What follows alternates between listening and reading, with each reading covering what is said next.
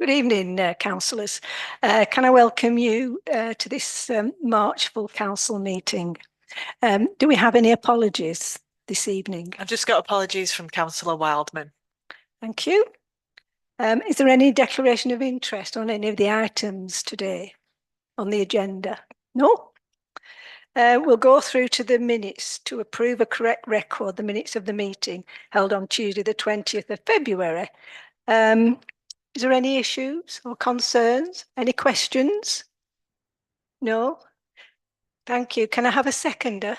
Thank you, Councillor Bell. All those in favour of approving them? Thank you. Public forum. We don't seem to have anyone here. So item 6 is reports from the borough and county councils. And it's got to be a total of 15 minutes. Have we got any information from the county council? I have an email, yes, from Councillor Sutcliffe. Yeah, he said he didn't have much to say anyway, but he's held up with the meetings at County Hall. But the gist of his email was that both him and Sarah went to the was it a webinar thing, on the improved, greener, healthier streets? It was a real meeting. Yeah, I thought you maybe, because I couldn't make it this time. So yeah. I don't know if you want to. I suppose the biggest revelation was they were looking at raising the junctions that are the entrance to this area. And I said, why don't we just take instead the tarmac off and reveal at the junctions section of sets, which will have the same slowy down thing. And the people from Jacobs Engineering thought I was some level of money-saving genius, really. So I was really pleased with that, and so sort of pushed to do some more tree planting. There's a lovely route that walks. The route doesn't walk. It's a walk between the school and across to Vivery Way. So it sort of links that area up, and there's a new crossing on Vivery Way. That might cause chaos. I don't know. I'm not a traffic expert. But all of the things that they've done around the school, I said, honestly, the person who's not here now, if you remember, Gina, there was the caretaker, and the headmistress was quite new, and she introduced the caretaker. Yeah. Do you remember his name? I can't remember. I want to say Which Colin. school is this? This is Lord Street. All right. And the headmistress said, this is, I think it might be Colin. Sorry. Kevin. She said, this is Kevin, and he knows everything. And he said, I'm Kevin. I know everything. I thought, oh, okay.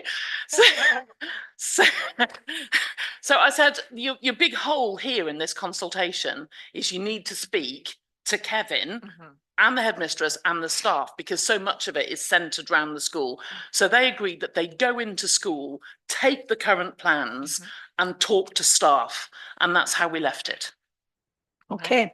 Is that the only thing from the county council? He did also mention that the upper tier councils had voted in favour of the Lancashire devolution deal. Okay. So the next step for that is to go back to Parliament, and then hopefully the new unitary will be in the spring. I think it's the spring of next year. Okay. Borough. So we need to know what Pendle Borough Council is up to, what they're doing. Do you want me to kick off? Dorothy, do you want to kick off, or should I? You are a Pendle Borough councillor? Yeah, no?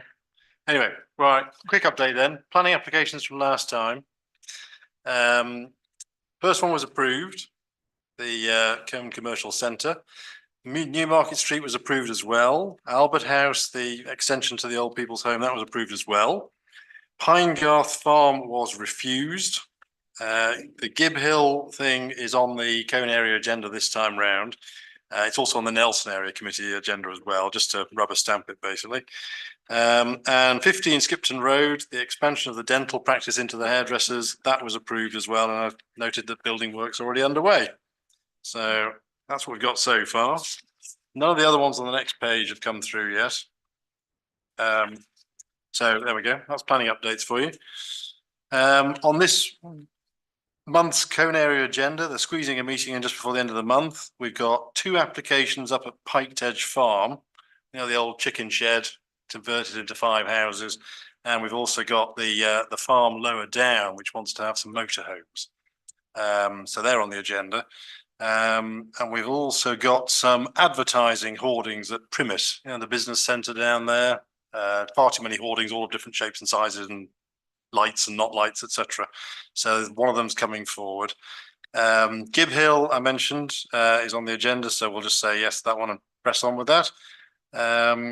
Another initiative we've got initiatives on things like nuisance vehicles and things like that, which I mentioned before. We've also got an initiative which Sarah's a leader on, really, on street nameplates. So, you know, they're such and such road and such street. They all wear out, they all go mouldy, they go rusty, they get knocked off, they get vandalized, they fall to pieces, etc., etc. So we've got a whole series of them being repainted, repaired, or even replaced. So we've got a big long list of about 25, I think, covering Cone and districts, so the villages as well. Pendle, of course, said they've got no money. They've exhausted all the money doing the ones that Sarah's reported before. So we're now trying to think about how to push those forward over the next year or two. So basically, if you have any street signs that you know of that aren't on our list, that are worn out or need repairing, replacing, repainting, then volunteer them and we'll add them to the list.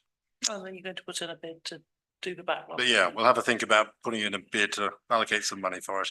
The other thing we did allocate some money for, yeah, you may have noticed 1 or 2 of the car parks have got their newly black and white barriers painted. So we've done a few of those, and we're also doing a few street bollards as well. So lots of black and white painting going on around town. They're all in Waterside, all the bollards that we're doing. Yes, yes. Other things were we did a review of the CSP at Overview and Scrutiny, building on the stuff we get in Cone with Jerry and his role as the vice chair. We didn't really conclude anything on that one, so we sort of rolled that one forward to consider for the future. The master plan consultation, well, that's finished. So put your hand up if you submitted a response.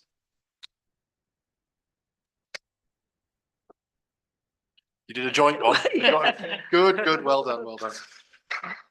So we'll see what comes out of that one. There's plenty of good initiatives there, and obviously, I think as we said before, it builds on the neighbourhood plan, so we got a head start compared to the other places. And the other thing is the local plan. Obviously, the new local plan, it was written in a very sensitive way in the start, with lots of focus on brownfield and a low housing target, which all the councils agreed with a very eco-enviro thing to preserve the landscapes and the green spaces and all that kind of good stuff. We had a session on the housing numbers. So Pendle has hired some housing consultants who've written a Hedner report, which is all about housing and economic development. That's what the H and the ED stand for. And they obviously have come up with a recommendation that based on the number of employees in the future and the fact that people commute out of the borough to go to work, then we're going to need a whole load more houses in the area, far, far more than the minimum number. We say you're not taking account of extensions, you're not taking account of multi-generational living, etc., etc. And so I think they're revising their report, but I don't think it's going to make it all the way down to the standard deviation number, standard methodology number. So we'll see where that one gets to, but that should be developing over the next 2 or 3 months. I note on the exec forward plan, it's due to be considered sometime in June. So therefore there'll be something coming through on that, I'm sure, in future. Similarly on the green spaces review, the next working group meeting should consider some stuff on green spaces again. So we'll push all the ones we've got and try and make sure that we get some sense put into them there. Clearly they'll push to leave it dangling until the housing numbers are sorted out as well. So that's it from me. Yes, Sarah. I am very concerned about the press to increase the housing numbers, because the local plan was written from a very green perspective. You know that I'm chairman of the climate emergency on Pendle. We were really happy with it, and we've fed into it other sort of elements. We were really pleased it runs all the way through the green elements. However, obviously, if a very high approaching what we had before, housing target is chosen, it'll really gobble up the green fields, because this plan will go all the way out to 2040. So 2040, if you think about a 5-year housing land supply and you've got to have a feed in, it's an awful lot of green spaces that will necessarily go, and you'll have to have in that 5-year housing land supply. It is, I think it's a real concern, but there is one little loophole that we are helped with the neighbourhood plan. So developers can hold the council to account, Pendle Council to account, if they don't have a demonstrable 5-year housing land supply. If you have a neighbourhood plan and you have one house that you've chosen, one plot left, you only need one. I've discussed this with Gina, we've got a lot more than one. But if you only have one left that's been chosen in your neighbourhood plan, you only have to demonstrate in your town a 3-year housing land supply. So that is actually a very big difference. If we're forced to look at something that's a very big housing application that we don't want, it's more defendable in Colne than it is in the other places, because if Pendle doesn't have a 5-year housing land supply, we're still okay. Having said that, it is a worrying time and we want to get more of our green spaces in. We're less likely to achieve that with this concern over the housing numbers. My view is that we should go for the lowest and over-deliver, because then there isn't a stick to beat ourselves with. That's my view, but it might not be other people's view. Right, well, I think probably we'll, I'm having a meeting with Philip Spur in next week. So I'll try to find out where this came from and these consultants. It's a report that they have done to talk about economic development in Pendle. Yeah. Okay. Right, has anybody any questions for all the things, the Pendleborough Council stuff that affects us? No? Okay, thanks. Oh yes, Dorothy. I'd like to thank the two councillors there. Yeah. They said everything that I was going to say. Thank you. Thank you. Yes, that was very good. Thank you very much. Can we go on to item 7 then? To receive a schedule of payments for the 14th of February to the 7th of March. Is there any questions on 7A? 2 papers on 7A, one for over £1,000 payments and one for the others. Anything on there? Yes, David. One question. About an inch or so down on the long list, we've replaced some lights at the town hall for £509. That sounds like a lot of lights. She said, he said near the bottom. Near the bottom. Yeah. No, it's there. Oh, there, no. Inch from the top. Right, yeah, near the top. Yeah, that's the best way to find it, isn't it? Is that not the lights at the annex? It's the lights. I mean, I'm sure they've done a good job. I was just curious about, that sounds like a lot of lights. Or complex lights, or an incredible amount of scaffolding and lighting, whatever. It's the office Nathan, lights. do you want to? It was take the this? lights over at the annex were the fluorescent bulbs that have been discontinued. So it was replacing them for LED, and I think there's 7 or 8 that was replaced by the electrician. Okay. Thank you. Any other questions on the finances? Or can I have a proposal? Oh, yes, yes, yes. The size of that, there's over 12 of us in here wearing glasses. You know, why is that not in a bigger print? Why is it so small? Suits me, I'm really short-sighted. Same. I just take my glasses off and I can read it perfectly now. Is the finance stuff at Pendle? It's similarly small then? Yeah? No. Yeah. Oh, well, so. Everything's small if you've got a big spreadsheet. No.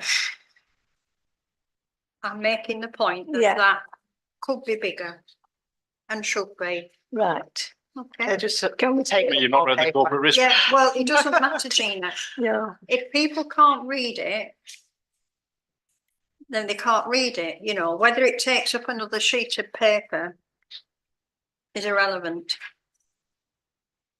Are we, yes, Howard? It's recognised good practice that 14 point is the font size to use that is most suitable for all, not every condition, but for most site conditions.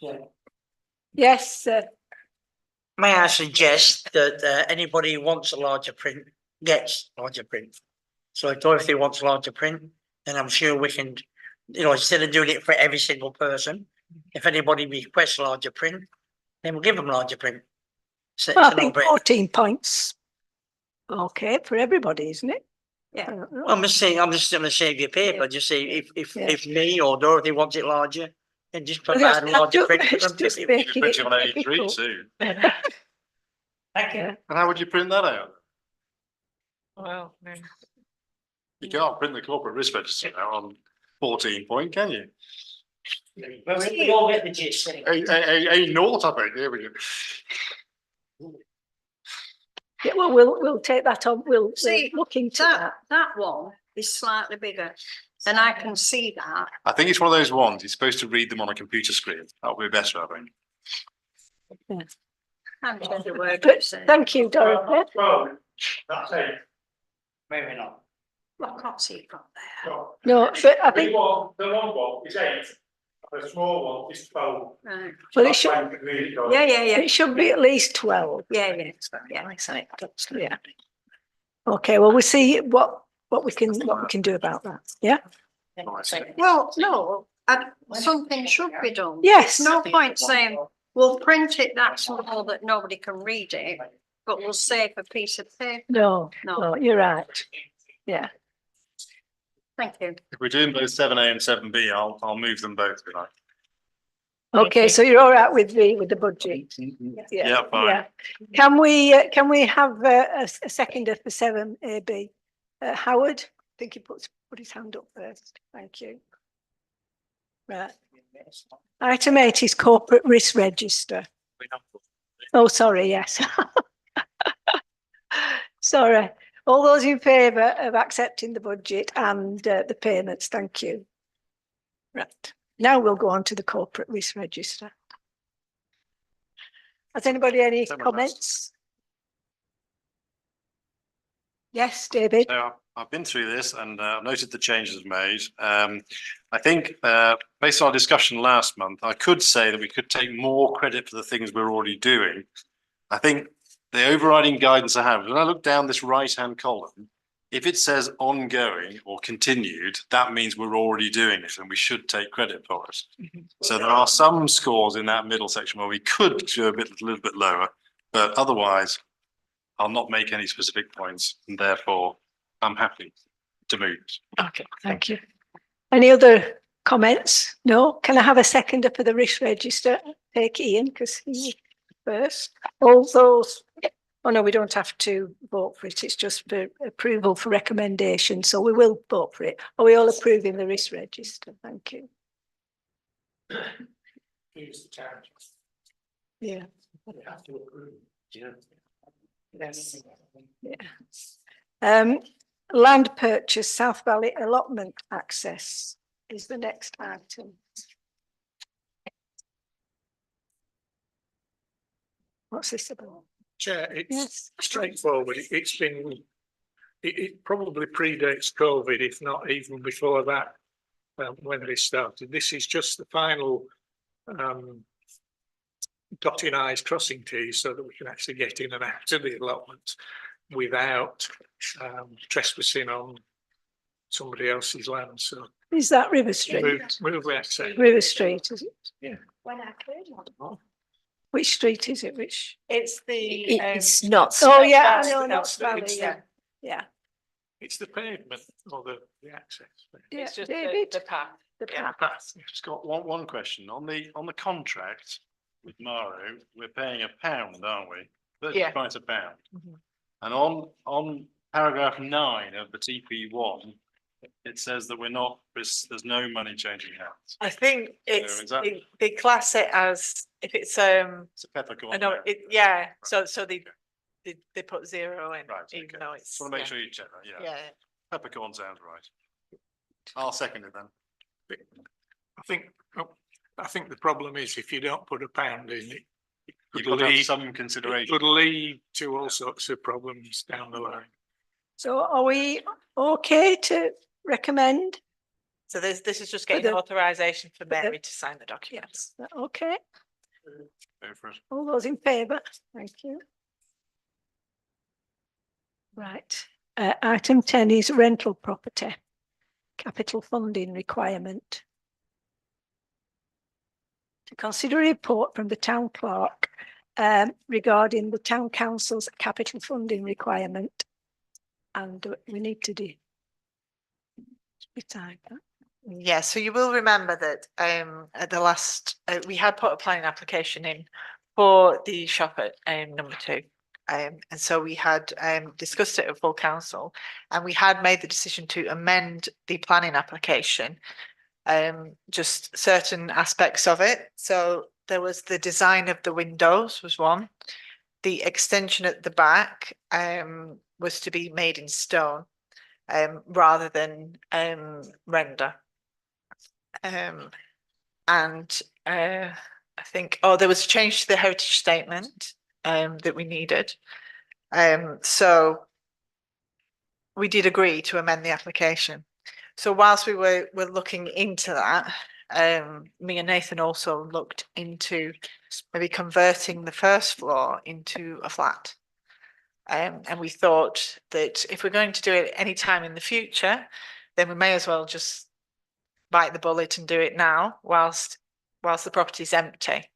So it makes sense to do everything whilst it's empty, basically. So this is just, obviously there are changes in the price for the changes that we've made, and also adding in the first floor as well as added a lot to it.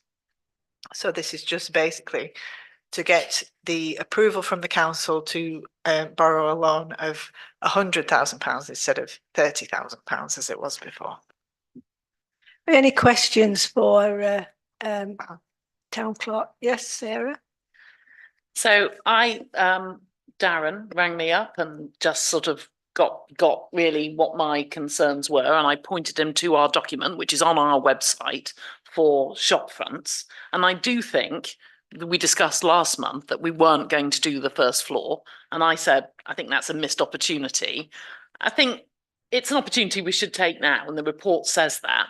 Ultimately, the payback time for this is 7 years. And actually, in the scheme of things, that's not such a long time. 7 years isn't such a long time. The report doesn't mention the £3,500, which would be grants from Pendle Council for the premises improvement grants and a fresh lick of paint. So that should cover any increase in material costs, I feel. The reason that I don't think we should go for softwood, I think last time I told you about my last house, which had Edwardian windows throughout, except the top floor, which had 1980s softwood. And I went into my office, am I repeating myself? I went into my office and I looked across the road and I thought, it's a lovely sunny day. And I just thought, oh, it's so pleasant. It was spring. And then I looked up again and the 1980s softwood window had actually fallen out. And the reason that the view was so clear was there was no window in my office. So the Edwardian windows carried on. And I do feel that generally in councils and certainly in politicians, they have a really short-termist view. If you look at Cone and you look at the stuff in Cone that's still great, it isn't 1972 or 1992. It's 1872, isn't it? That's still fabulous in Cone. And they had that long-term view then. And that's really eco. If you think about Dorothy's house and our house, all the carbon that was used to build those houses was done hundreds of years ago. It's the ultimate eco house, really. So similarly, what we've sort of got used to in modern society is you change your windows every 20 years. And that is because people are just so hidebound to fashion, but also there's sort of like a belief that it's going to fail. And actually, if you use quality materials, like really old softwood that we've got in our house, which doesn't exist anymore, and that's why Accoya is the only sort of thing that you'd use instead of, if you use really quality materials and paint everything every 5 years, you know, do some basic maintenance, there's no reason why those windows don't last the same length of time as the building. And I think we've got to stop having this short-termist view. Yes, you pay a little bit more, but ultimately you get a great deal of performance. My husband sighs at me because we've replaced the NAF plastic on our house with cast iron, and that cast iron will last 100 years.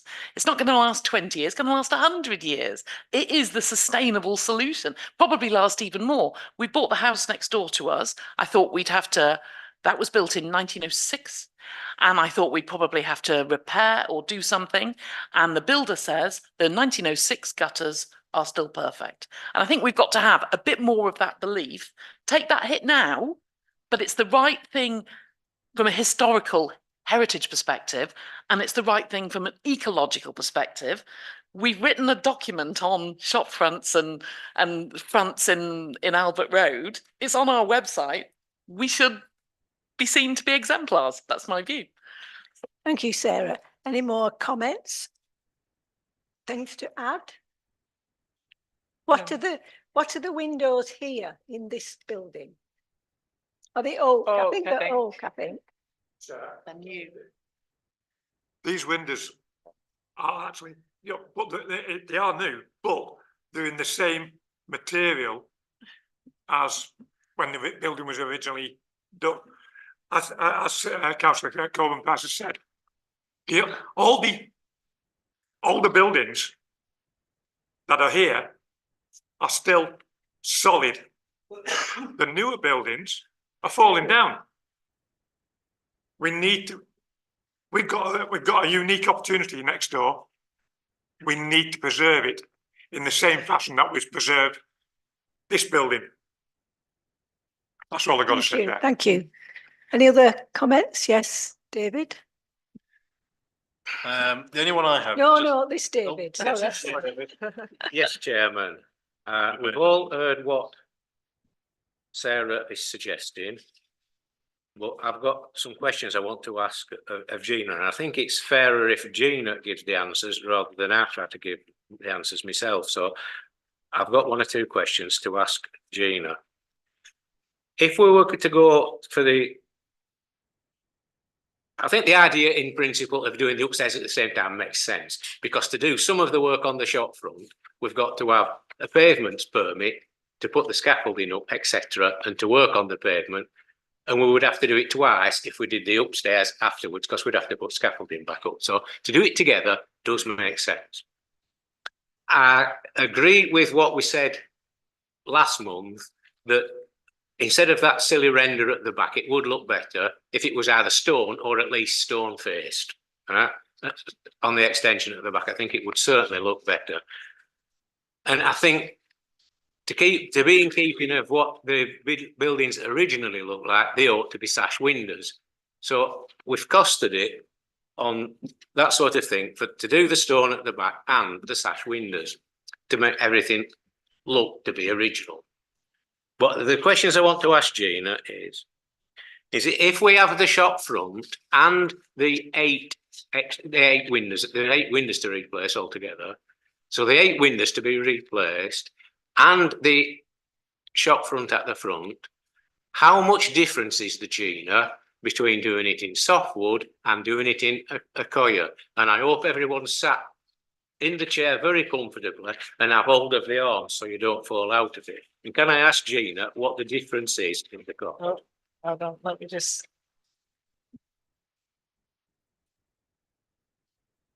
This is in addition to what it would have been in softwood.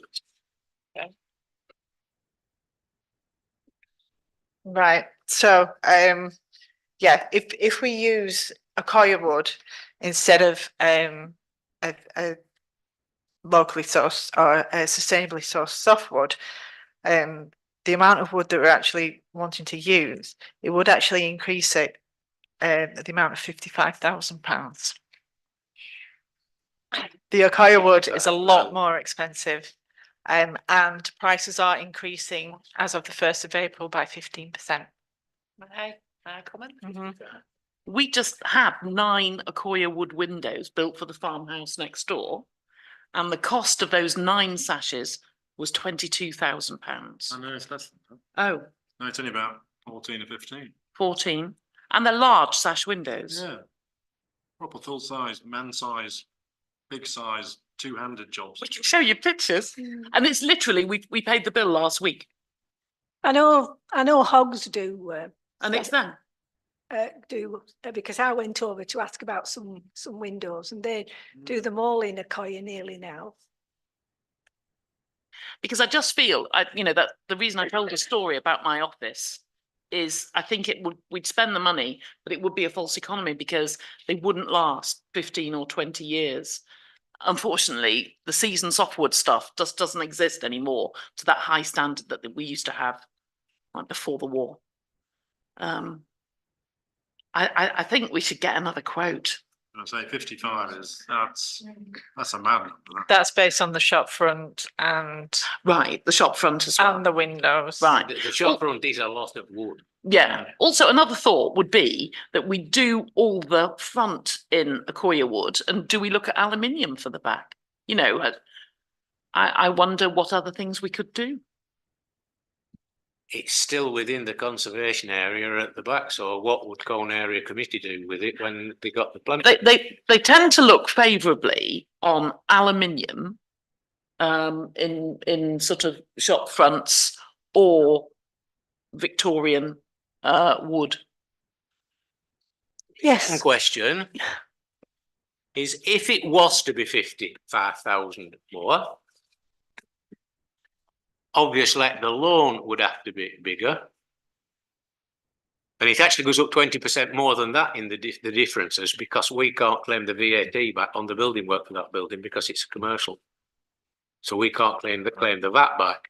So we would have another So that price 20% is on top inclusive of the of VAT as well.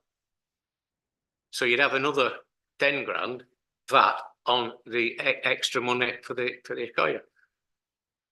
So my question then is, Chairman, for Gina, is we would have to take out a larger loan on top of the loan we're anticipating taking.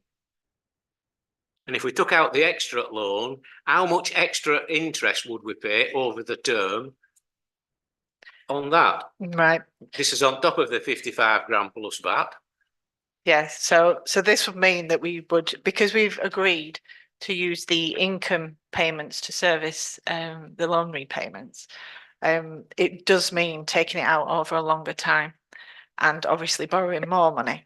So we would have to take a loan out over a 29-year period, which would result in us paying an extra interest charges of £91,517. That's just in interest. I feel genuinely these are terrifying sums, but we haven't really looked into all of the options. We've got one quote, which to me, I don't understand, given that we just had 9 sash windows made. I don't understand that. And there are other options for doing different things at the rear of the shop. I feel that there are ways that we could bring that bill down, including getting £3,500 worth of grant funding as well. I mean, originally for the shop, we did get 3 quotes, and the one we went for was the best one. But the spec wasn't this. Can I suggest we just take the windows in the quote and get them benchmarked? Sorry, what did you say, David? Well, in the quote, we've got the shop window and we've got 8 more sashes. There's 2 on one page and 6 on the next page. So they're all the windows, yeah? Yeah, so they're the first floor and the ground floor. Right, okay.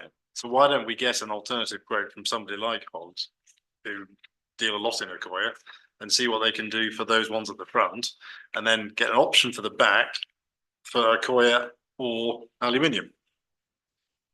What's the Suggestion? you wanted to speak, Dorothy?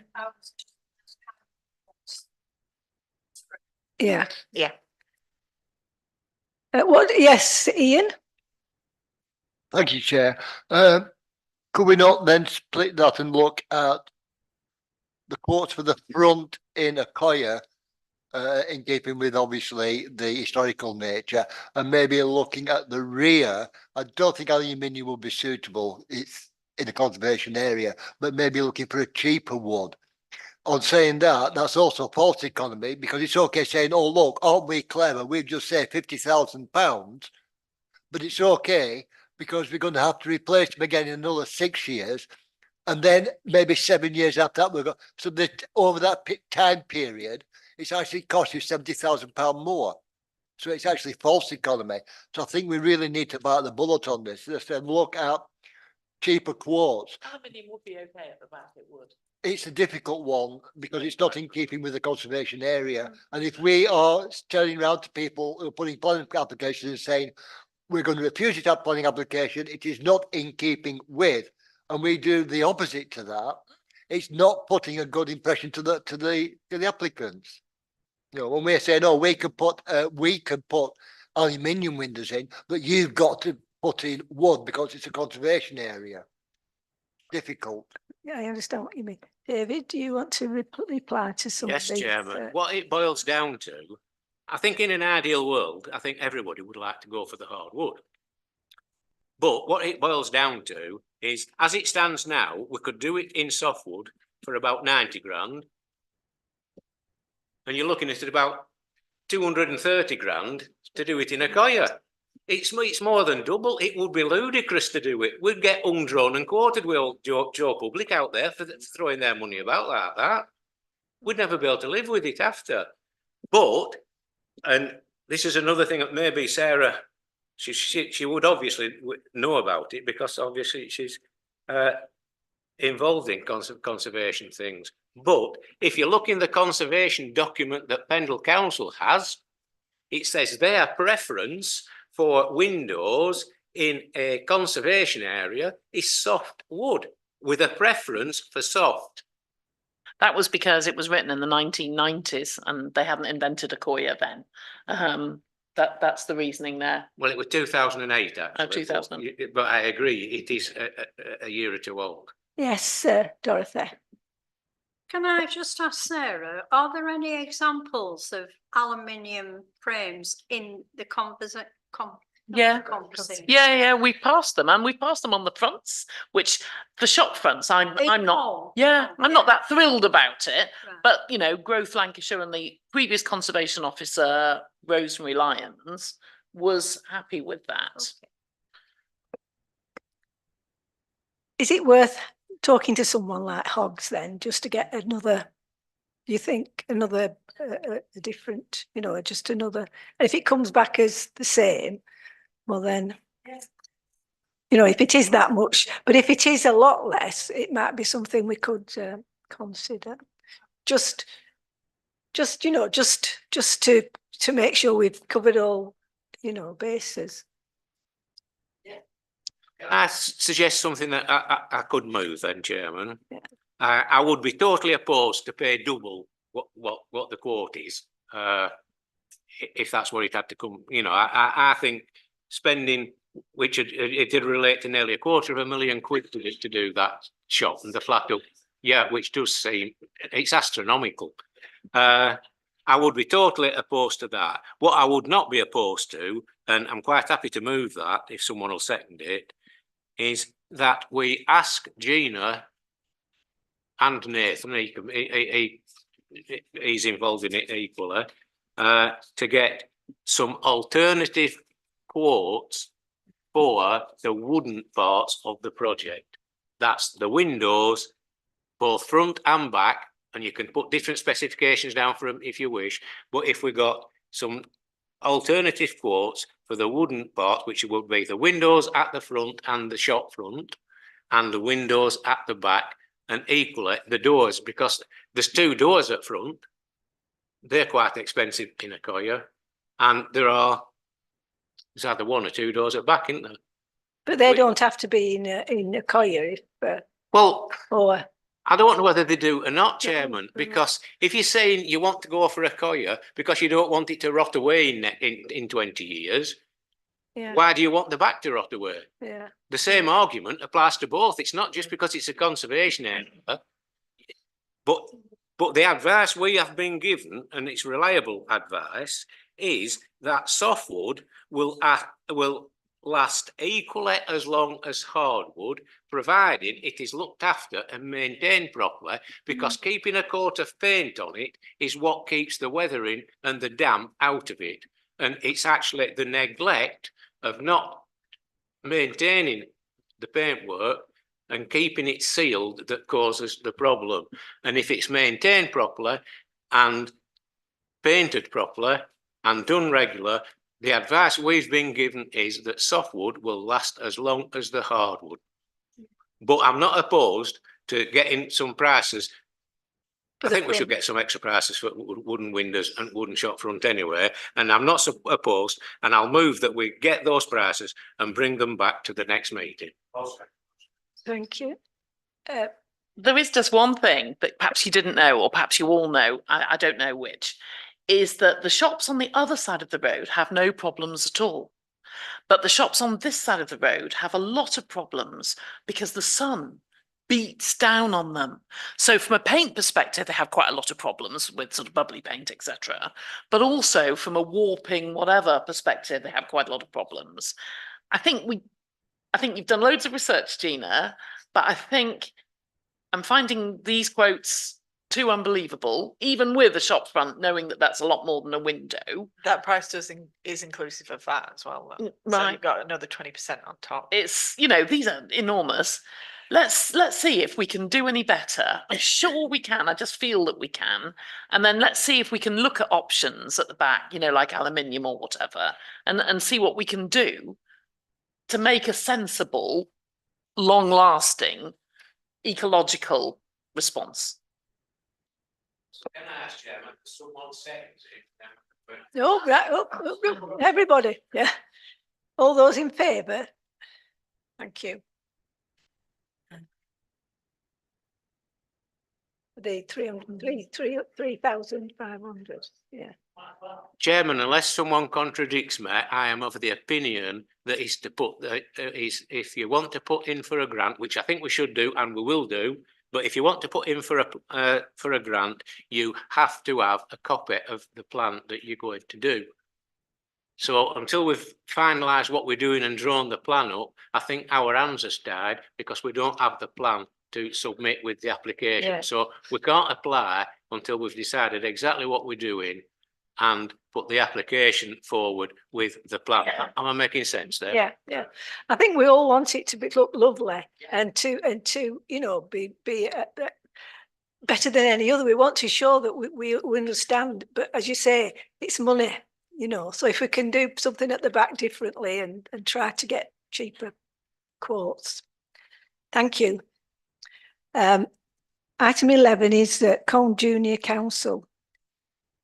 To receive an update on the last Junior Council meeting. I think we've got a paper, haven't we? Yeah. Anybody, any questions about it? It looks lovely. I mean, they're doing really well. Yeah. The update, I wasn't actually at the last meeting. However, we have from that we have designed we've got an extra page on our website which is dedicated to Colne Junior Council. And obviously we will update that after every meeting, and as and when the pupils have extra information to put on there. The competition for the park signs, the playground signs, they decided that. I think a few were chosen to win that. So they will now be made into signs that we will put around our play areas. I know Kaylee's emailed all the schools to let them know what we plan to do with them, and she's going to let them know where each sign is once they get placed. Sarah, were you at the meeting? Yeah. Can you elaborate a bit further? Well, excitement is, Gina and I might be having an outing in June. And do you know where we're going? Parliament. We are, Where? potentially. Parliament. So we're putting in a bid. Cone Junior Council is getting its bank account and a constitution, and they've put in a bid to Cone area and to other places. I don't know whether they put one in here as well. They have, yes. Yeah, and I think that they will have achieved by the end of this academic year an amazing amount, and this sort of links into the Treasure Our Town, but they're sort of inspiring each other. So we've done Treasure Our Town with West Street, but Lord Street off its own bat has done two sessions of its own in Horsefield, and now Lord Street West Street did another one with Pick Up for Pendle around its school, and they plan to do another one of the Millennium Green in the summer and take a picnic after the SATs are done. So they're all inspiring each other, and it's just amazing. I think it's so positive. Yes, Dorothy. Can I ask the age group? What are the age group? on They're this? all the top 2 years, really. Years 5 and 6, so Right. 9 to 11. Right, okay, yeah. Thank you. Good. Let's hope it goes from strength to strength, but it seems, it's really good. Item 13 is a Great Rhythm and Blues Festival. Nathan?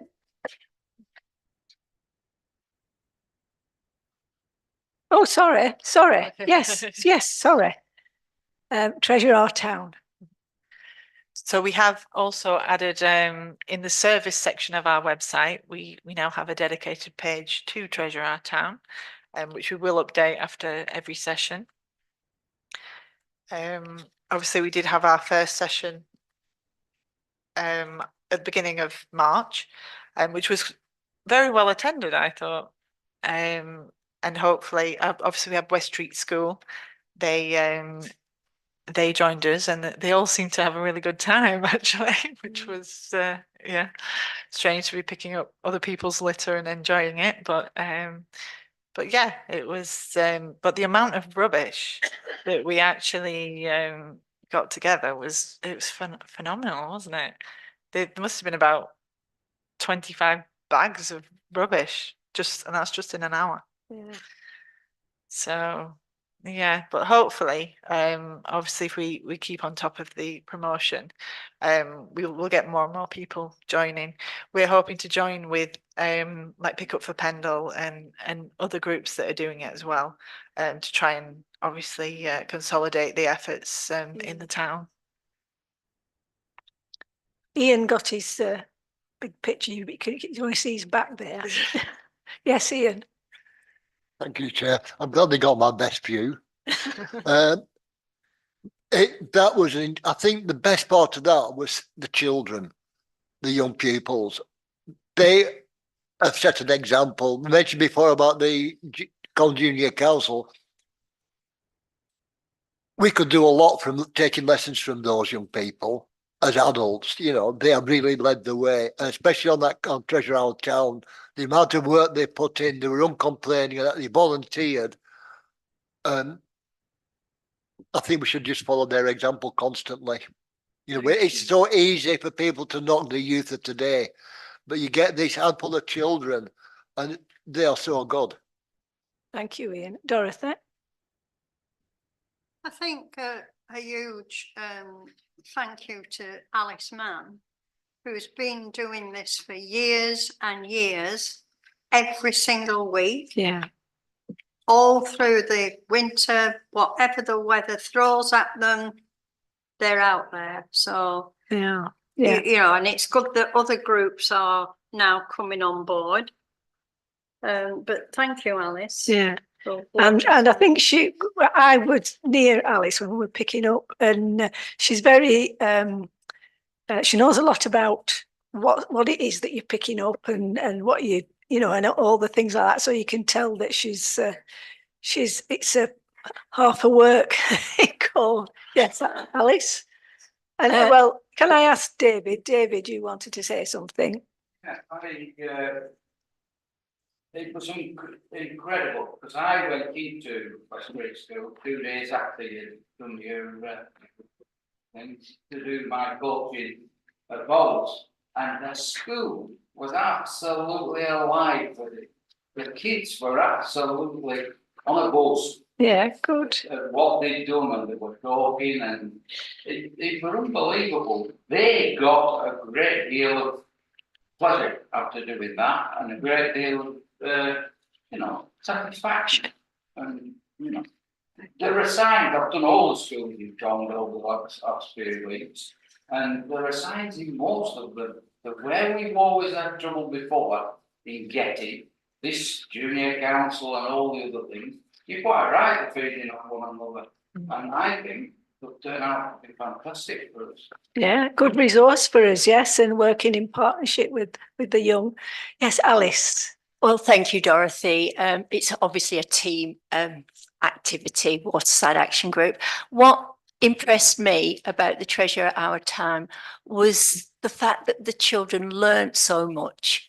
On the Facebook Home Talk, there was one person who said, "Oh, I wish they were in school learning rather than litter picking." And I must admit, I got a little bit annoyed with that, because the children were not only just looking at the litter, they were listening to the birds.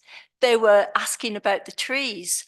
And it was absolutely marvellous. They were discussing what they should be picking up and putting into a recycling bag and what shouldn't.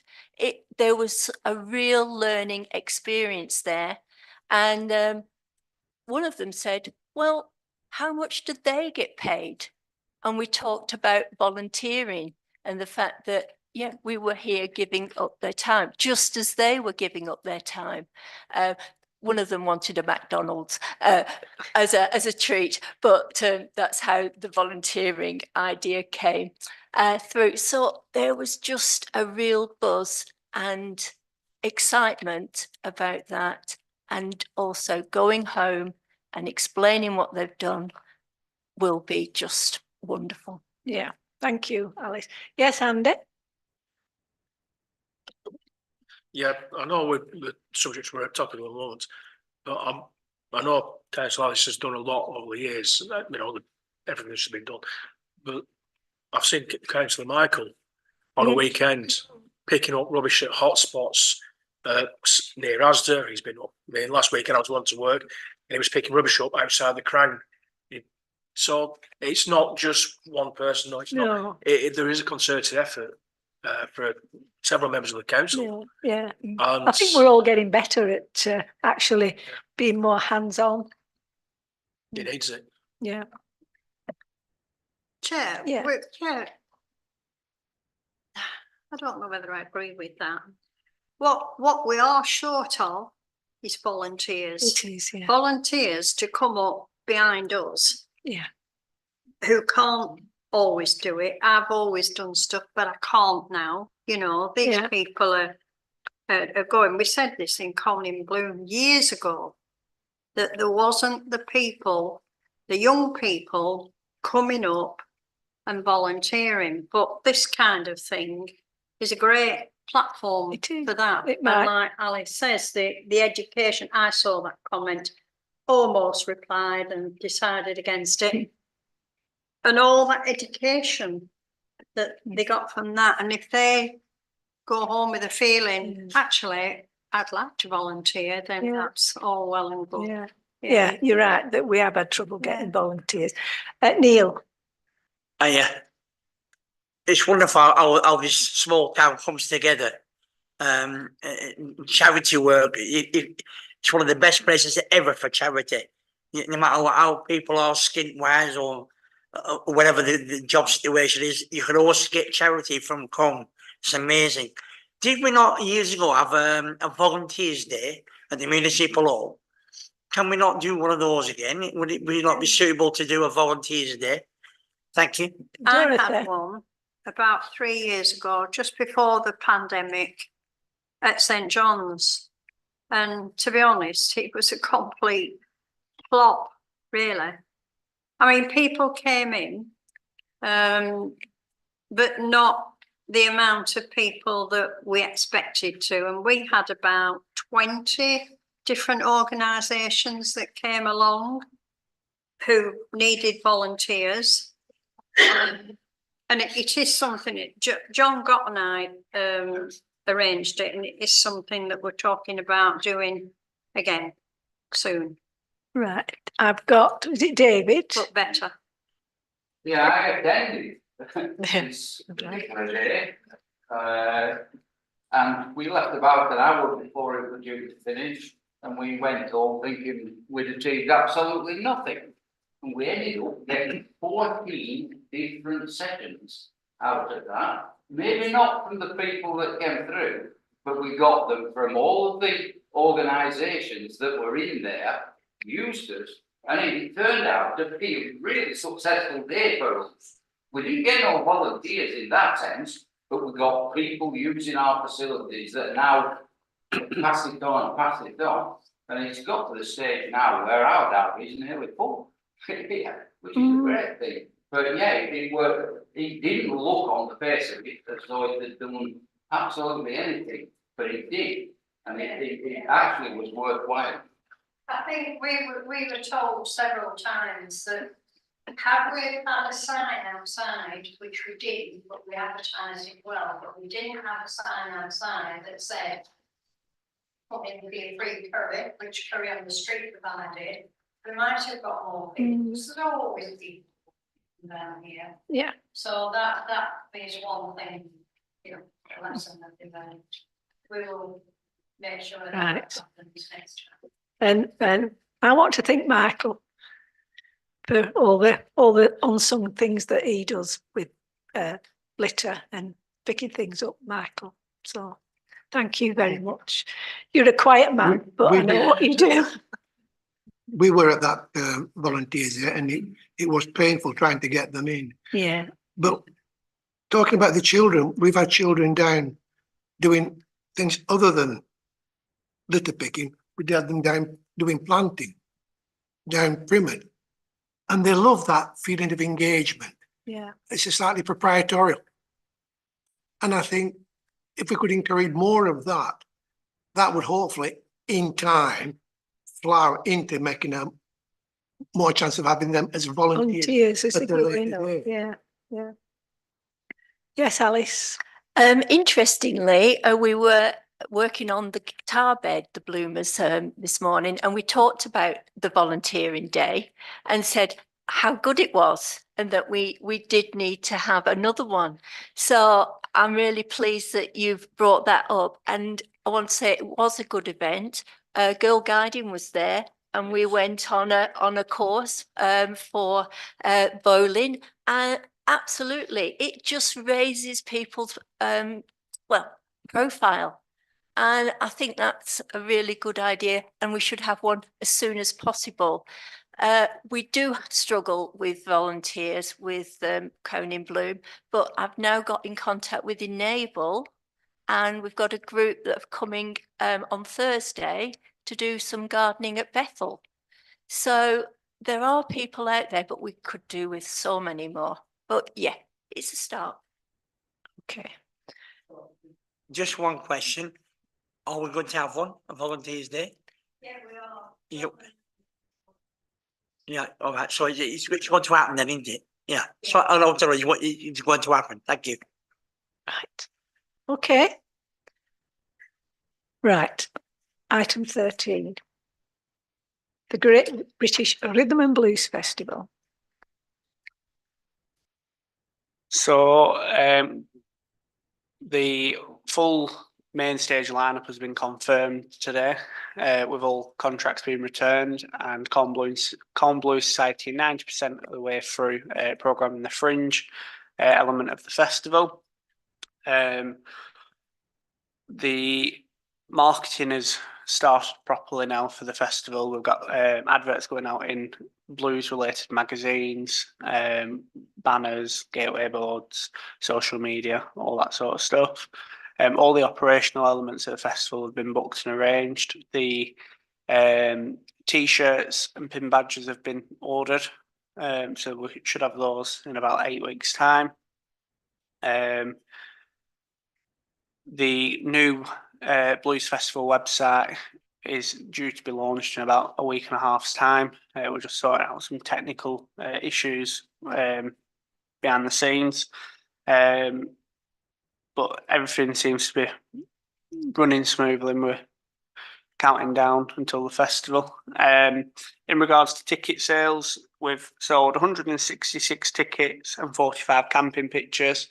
The main headliner for the Sunday, the final headliner, is going to be announced on Friday, and we're expecting an increase in ticket sales because of the quality of the headliner that will be announced on Friday. But yeah, we're slowly working through everything that needs to be done, and it'll be here before we know it. Thank you. Any questions? No? Okay. The next item is planning. It's called neighbourhood plan. Oh, Cole, honestly, man.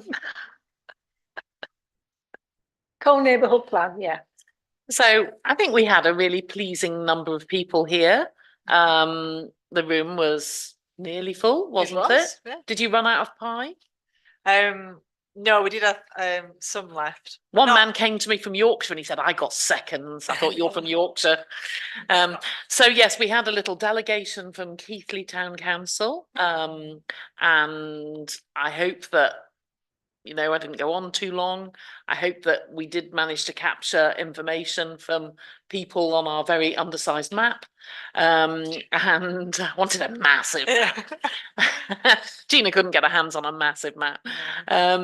So I hope that it was clear and we sort of enthused people. And I suppose the next thing to do is have our first kickoff meeting. Oh, not meeting. Yes, I just need to get in touch with Michael. Yes. To see when he's available.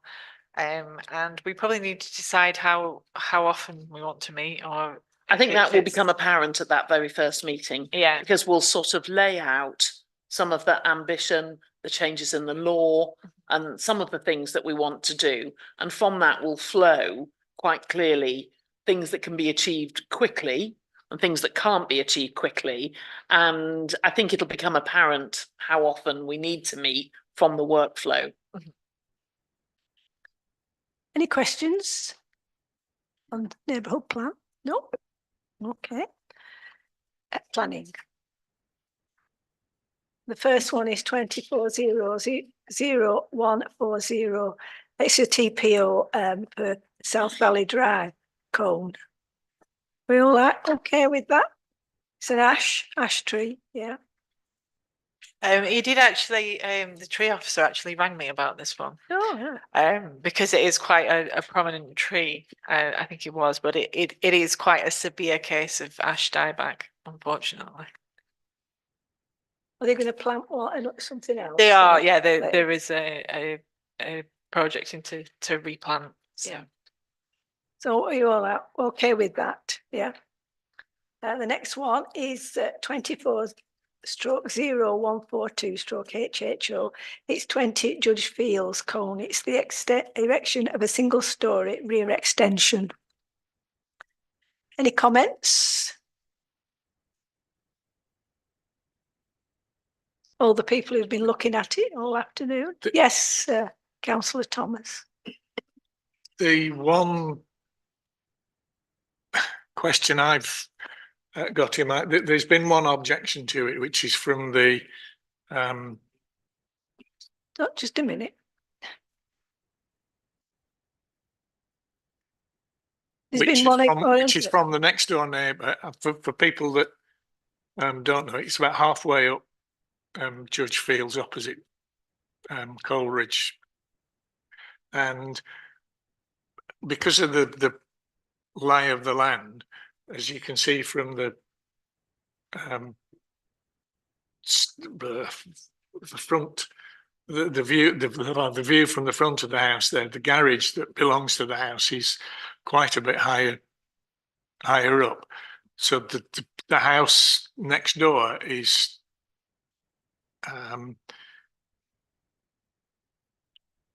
it will be the building will look higher than to them. So I've just got that. It's rather a larger extension, which is fair enough, but So I their just- state saying it's overbearing, the Well, people that complain. It, I suppose it's actually facing north, so it won't, they won't get the sun. That, you know, the sun, if anything, it'll be the people on the top side that get that, but it just looks a bit large and maybe a bit overbearing. But I don't think that's a reason to. What we're saying then? Is it okay? It's probably some more up and down there. I can't remember now. I'm going to say there's some more than that, like that. Okay. We're not commenting then? No? Okay. The next one is 20/0148 stroke HHO. It's 28 Bent Skipton Hall Road. Code. It's got doors.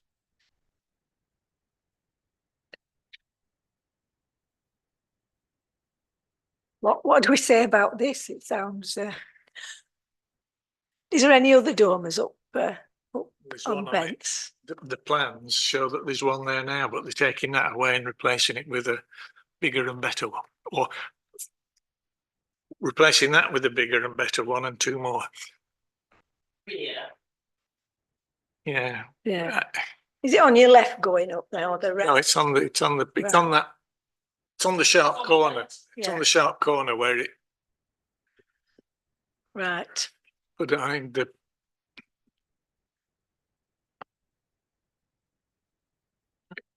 Well, I don't think it really what we're saying? impacts on the conservation area, but it's just.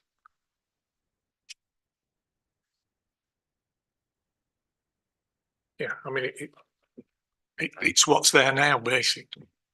What, a bit bigger? But a bit, well, yeah. Bigger. Well, if it's already had planning permission for the one previously, and they're just going to put a bit more on. I don't know. I think this is the one that says it's changing the garage into a habitable room, and it actually says in the former garage games room, but I think that was this one.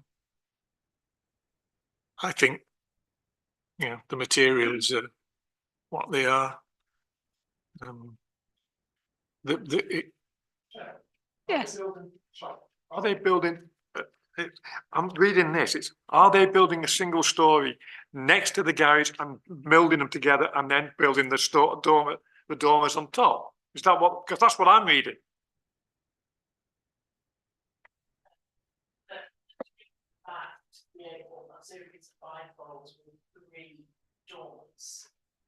Oh.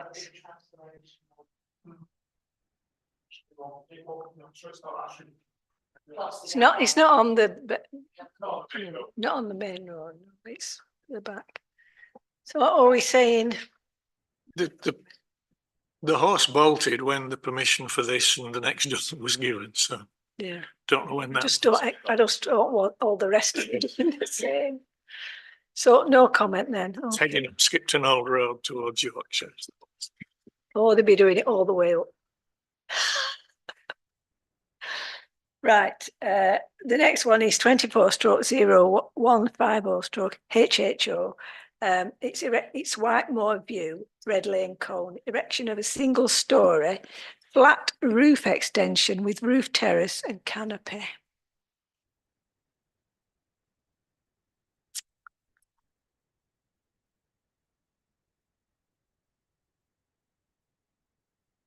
I think Howard looked at them all today. Is that the?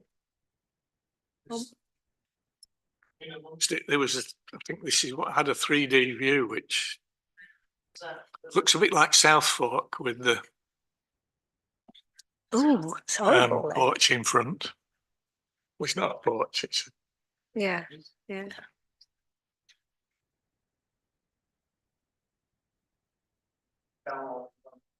All right.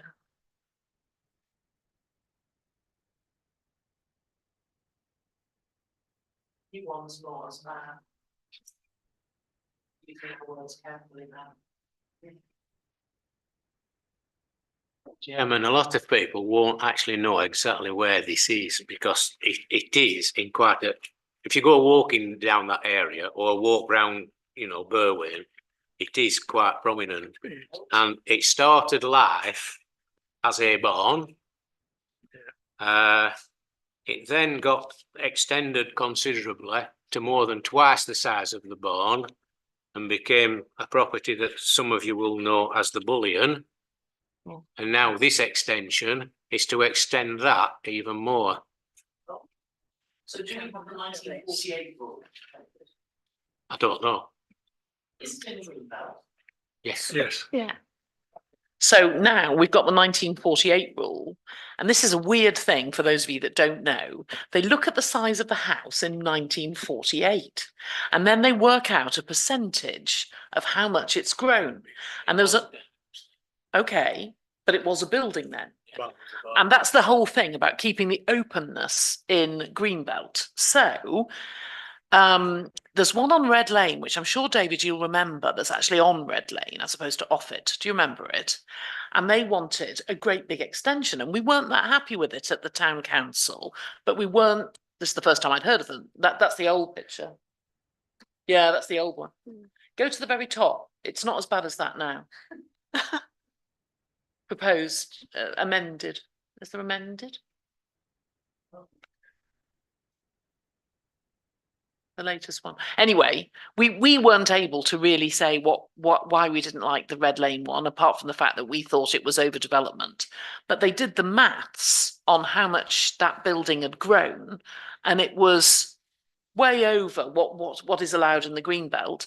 The people took us to appeal, and we won because there is like a mathematical formula. So I think possibly all we need to do, because we don't know, is just raise how much has this building been extended since 1948? It's in Greenbelt. And that's just a question we asked the planning department. Yeah. Are you happy with that? Yeah.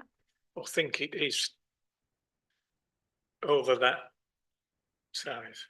You think it's over what it should be? No, I think we don't know whether it is, so they need to do the sum to see whether it's doubled in size or 50% in.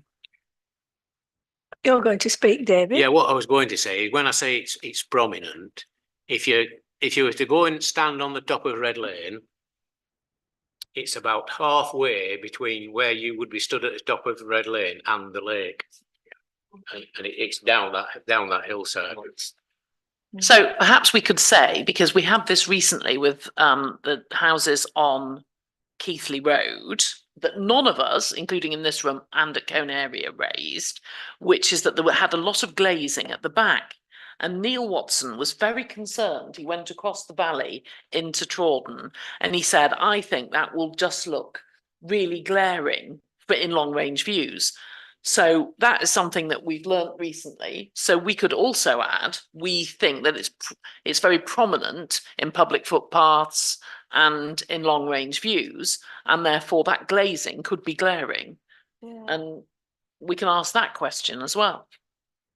Yeah, everybody happy with that? Ask that question. Yeah. Right. The next one is it says information only. It's Stanroyd House. Crown Lift and Ash Tree within this Lidget and Bents conservation area, but it must be that must have been. I thought that. Approved. Well, it says for information, wasn't it?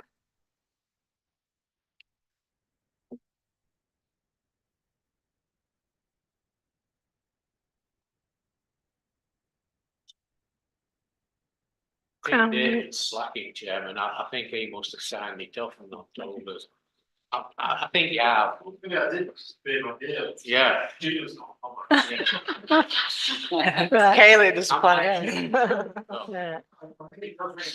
Yeah. Yeah. Yeah. Well, the next one's information only. It's Spring Gardens Farm, Daisy Street, Cone. It's TR Poplar remove. That's definitely. That's been Yeah, decided. yeah, right. That's why it's just for information. Yeah. The next one is 22/0183 HHO. It's 11 Cotton Tree Lane, Colne. It's erection of rear dormer roof extension.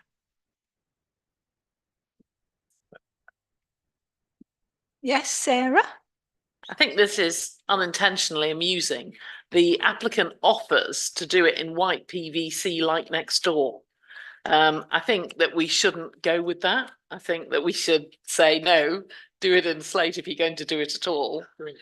I'd be interested to know, and I don't know because I haven't been there, how many of the houses on this row, perhaps we could go on Google Earth, have rear dormers, because of course the planning department doesn't take well to seeing this kind of thing if there are few of them in a row. Next door does. Well, next door does, obviously. Yeah. Is that down the bottom? Is 11 near the Stanroyd, or is it at the top? Below the bus, just where the bus garage was. Just Oh, just below there, right at the top of right, the top, Pepper that's Lane. number 11. Oh, right, counts down like that. Yes, Ian. Thank you, Chair. One thing that on this is the materials to actually construct it. Did you say it was in PVC? In the plans, they've offered to do it in slate, which is obviously what we'd prefer, or they offer in white PVC like next door. I would say that it must be in keeping with the local area. Slate, yeah. Slate, nothing, no, plastic should be abolished and sent into outer space somewhere. Definitely not. Yeah. Howard? They've already said that the sides will be slate, so. Yeah. Yeah. But Yeah, that's we the only just thing, said- that's the only thing I think on Yeah, that one. should Again, be. is obviously, if it's in keeping with the area. Yeah. We'll Okay. force the next door to change theirs too. Oh, good idea. Oh, Andrew. But what's it done in the last 4 years? Yeah. Again, we go on Google Earth and find out. Yeah. See, Anthony, just thinking. Next one is 28/0189/LBC. It's the St Bartholomew School down Exchange Street. I know there's been lots of interest in this. And I take Sarah first, because I know they discussed it at Colne area, did we? We haven't, no. No. Oh, we And always then- discuss it yeah. every month, but Yeah. We it wasn't a formal thing, but we did mention it, didn't we? it wasn't a planning application Yeah. at that point. No. So I hadn't seen this come in. I think it must have come in today. So I read it in this meeting. And looking at the heritage statement, it's a bit vague. So it says, oh, we'll do the windows that the conservation officer, not that we have one, recommends. It could be wood or it could be metal. It should be wood. We should be specifying that it should be wood. And the pointing, they're talking about cleaning it and repointing. I'm always a bit dubious about cleaning historic stone because it causes the stone to delaminate. Again, that's a question for Growth Lancashire in how best to clean the stone. But I think we must specify that the repointing is done in lime mortar because it's so important. It's a grade 2 listed building. It was solid stone construction. It was designed to breathe, to get wet and to dry out. And the worst thing that could happen is if they repoint it in cement-based mortar. So that should be something that we should specify. Looking at the actual design of the extension, it's incredibly discreet. And the best thing about it is obviously the strength of the building is its externals. You know, there it is. It's a very look at me, faux Elizabethan school. There's a lot of pride. Again, we're talking about the Victorian era when this was built. And the exterior is something that's wonderful to Colne. Now, the great thing about this extension is because of the high walls, we won't be able to see it. And it's very elegant, low profile. You see that the mullion windows have been repeated in the fenestration of the extension. The only thing that does worry me, but Neil Watson already said at last month's meeting that he's not worried about it, is taking down the historic walls. You know, we would have to make sure that they would be rebuilt again exactly as is, because the walls are part of the glory, and the entrances, the little girls and boys entrances, it's the glory of the building, really. But I think ultimately, in terms of the actual extension, it's actually less, and I'm trying to cast my mind back, less obtrusive than what we passed before, which was what, 5 years ago more, where there was a sort of glazed veranda affair. If you remember, we were all a bit iffy about that, weren't we? So I think that this looks like an improvement, but I'd need to go back to the original plans to really know. Ian, I know you were concerned about the walls, weren't you? So you've had, if Neil Watson said he's happy that they are built back up again, what's your take on that? This is a difficult one, Chair, because I don't know if it's in the history of the building, etc., but quite a long while ago, early 2000s, before it was bought by the mosque, there was a planning application put in. I can't remember if it was Sure Start, Make It Space, somehow Make It Space or something, to convert it into bedrooms or accommodation for persons with learning disabilities. Around that time, just before, it was a former councillor, David Worley, who was fantastic because not only did he get the building listed, which is common, he had the foresight to actually have the walls listed as well. Part of the planning application was to create vehicular access. Just like on this, it was turned, planning application was turned down. No problems on that. So they withdrew the sale of building. The mosque bought it, and this is where it gets confusing to people. Originally, we were told that the mosque itself was of an adequate size to meet the requirements of the Muslim community within Colne. But when it came to weddings, it couldn't accommodate them.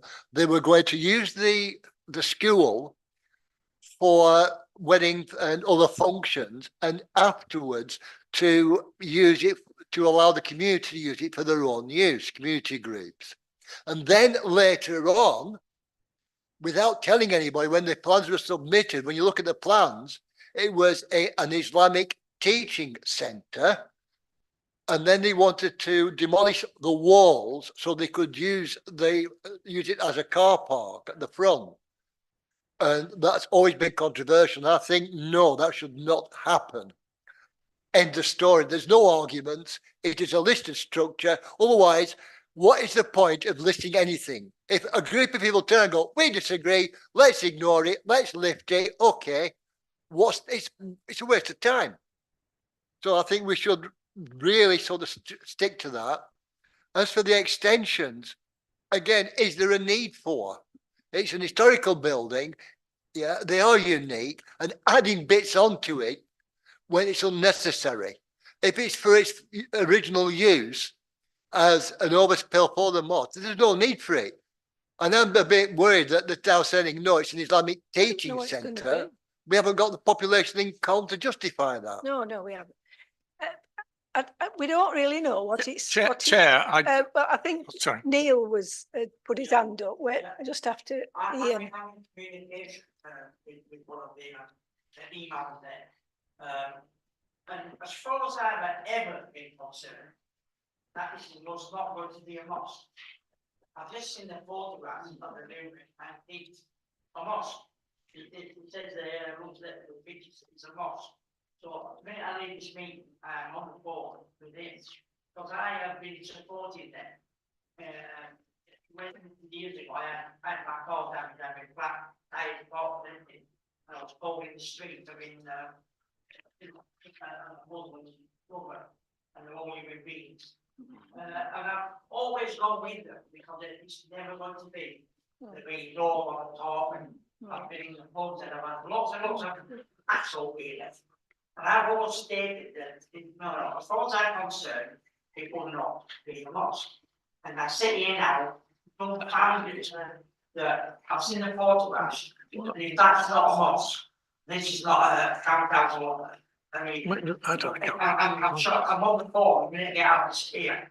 And maybe it's people that will see it, you know, I think we'll go from there. But what they're looking at there asking for is nothing that we've ever agreed with, ever, like you said. And you know, it's a listed building. And I was really glad that somebody, anybody that bought it, I wanted to, you know, refurbish it, put a new roof on it and that sort of thing. And I was all for it. But if people start changing their attitudes in their planning without consulting people that matter, I'm confounded. And for you, I'm after Muslims, God bless. In this square, there's one thing over here, like, it's quite a good number, over 340 something, I think the last time. Yeah, but I should be speaking to them after this meeting. Dorothy, at first. Yeah. Well, I think we need to stop using the word mosque for a start. When this planning application came in originally, it was billed as a community centre for everybody. Now, Tony Greaves and I went to see the Imam. We already have a mosque, by the way, as you all know, on Chapel Street, and we went to see them there. And it was just never going to be a mosque. I don't know. I can't see into the future, and neither can anybody else. Well, we can. Well, I'm sorry, but we can't. We don't know what people will turn it into. So that's up to us to keep tabs on this. Yeah.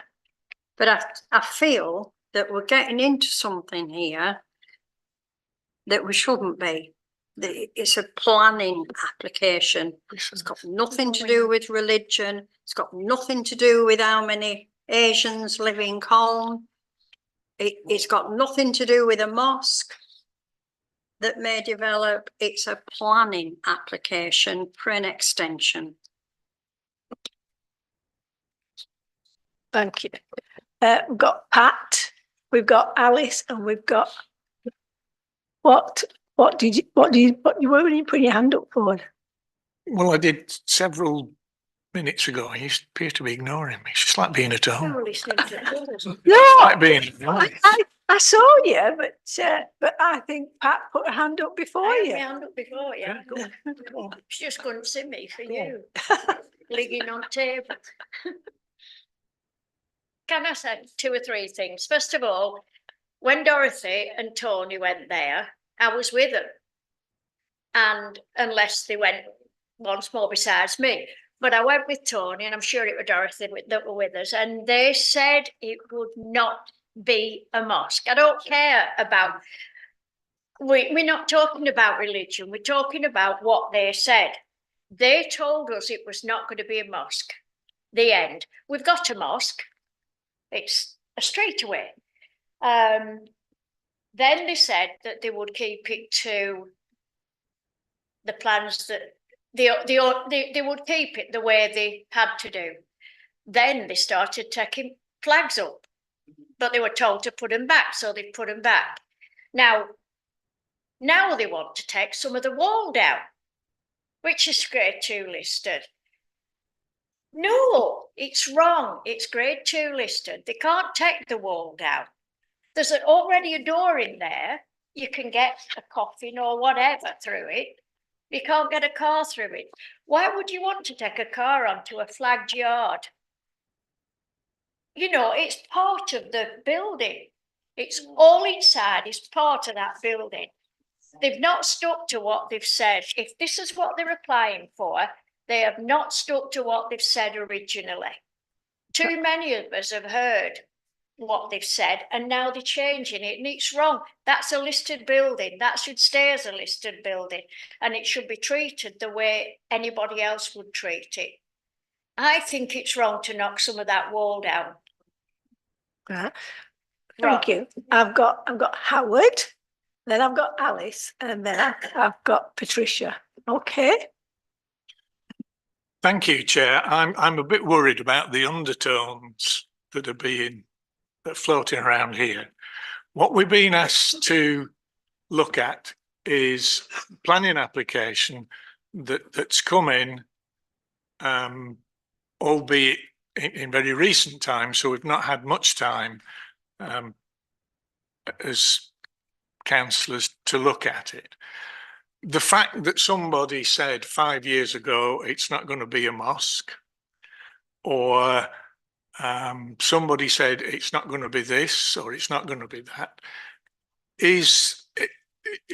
that's all immaterial, because the committee of the mosque or the people that own it can change.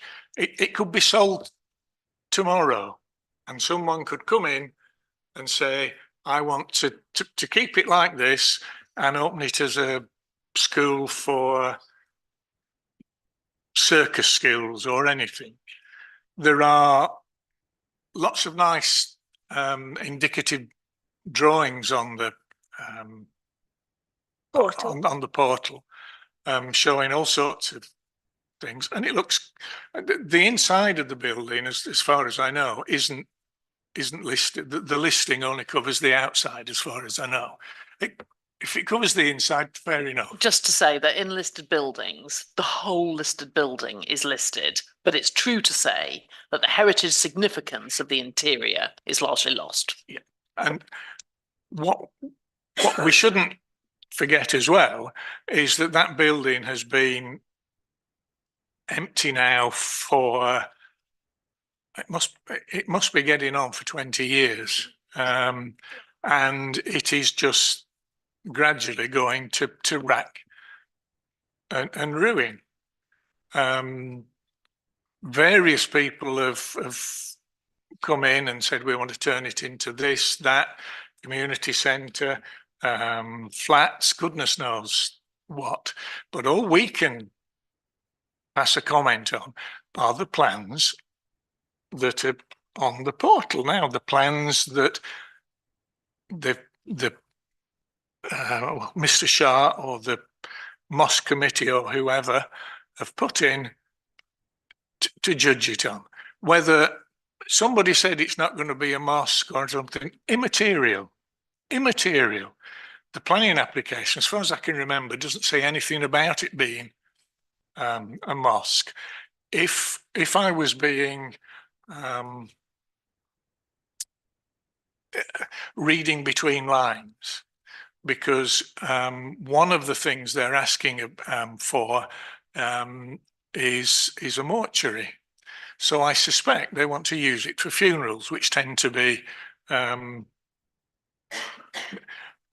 attract people from a wider area than just your normal congregation. You've only got to stand outside the parish church or any church, and when there's a funeral, it's probably the largest congregation they've had for some time, depending on who the person is, of course. So we have to look at it on the things. If it turns out to be a mosque, why are we so opposed to it being a mosque? There's no plans to put a dome on the top of it or anything.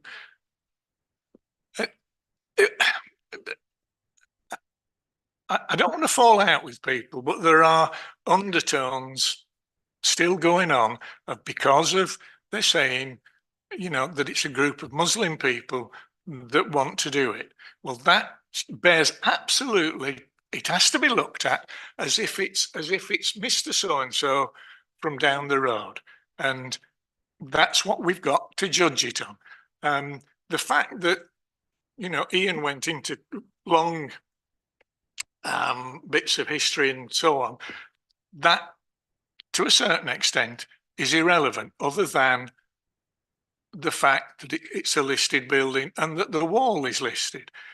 They're asking within these plans, because I remember seeing it, that they want to make an access or widen an access or onto Exchange Street. Well, if people don't want that, we just say, we don't want that.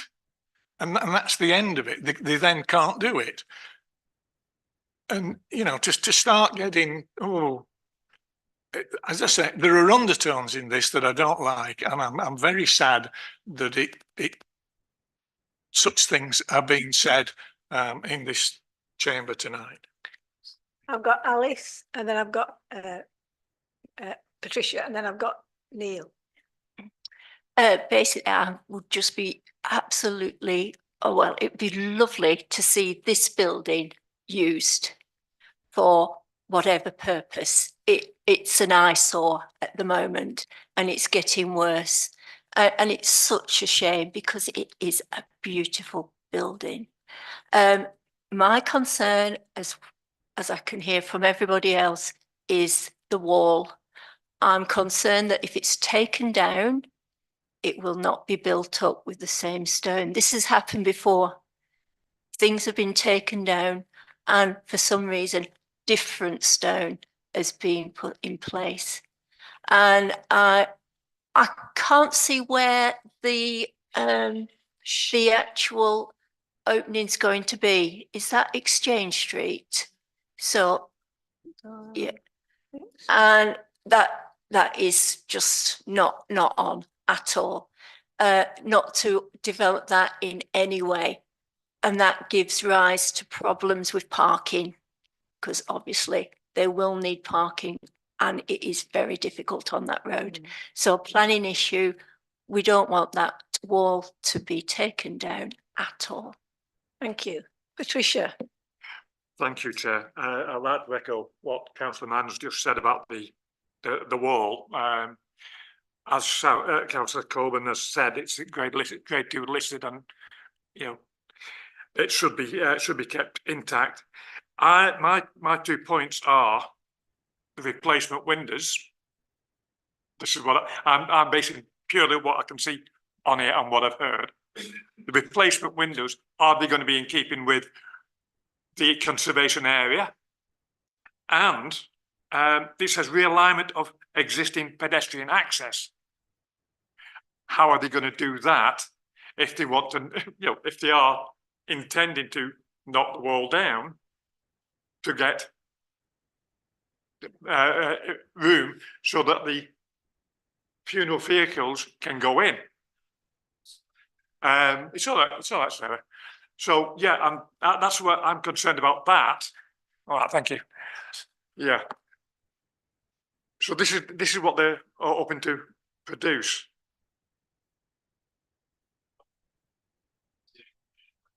Yeah. Right. So yeah, I'm thank you very much. I am concerned that taking down that part of the wall to get the vehicle access in would diminish the character of the building. As we've heard, it is the wall, and the wall itself, along with the building, was grade 2 listed. It should stay as it is. Thank you, Chair. Thank you, Neil. I just want to make it perfectly clear to all here and all on the television and the video. I have always supported the people from this place, and I'm a bit miffed, right? Because I've been led down a garden path. That's why I'm angry. I don't care what it becomes. God bless everybody, but I am not saying anything about religion or anything like that.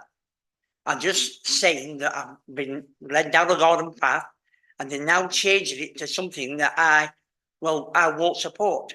That's what I'm trying to say. So no religion, nothing like that. Just make it perfectly clear, because I don't want my car doing again. Thank you. We've got Andy and then Dot.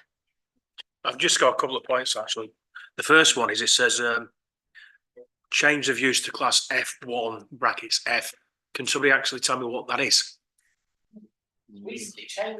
Because I don't know. So I don't know what the change of use is. I think you're asking a question that we all would like to know the answer. It'd be nice If you would, because it's part of the planning permission, they're asking for a change of use. Change of use to class F.1 brackets F. That's what it says on there. And the full use class F1F. Right, So if I show you that one, that's all all right. Yes. All right. It comprises schools, museums, galleries, not libraries, halls, places of worship, church halls, law courts, non-residential education and training centres. These are all former class B. So it sounds like it already is that. Yeah. Yeah. And the other one is that's been touched on is the building is listed class 2, grade 2. The walls which encompass it are also graded listed as well. And I'm taking it that the forecourt and the property inside the walls are also. So to be listed building and then to attach a wall and buildings onto it, now is that allowable because it's changing the structure of the building? Okay. So essentially, although the planning application has lapsed for what we passed before, which I said I had to really be persuaded about, they would look at the fact it was passed before as part of that planning history. So that sort of principle of development would probably be allowable. There's a slight chance that, but if it's a listed building, then But it was a listed building then. Yeah.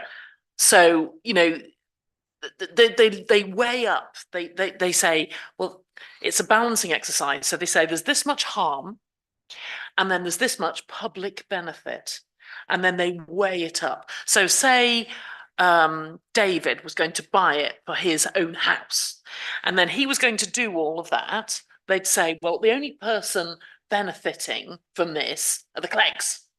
But here they'd look at the public benefit and they'd allow so much harm.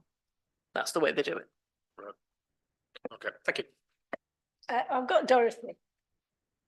Yeah, just going back to the word mosque, and I know what Neil's saying, but all they're doing is moving their mosque into that building. It will still be a mosque.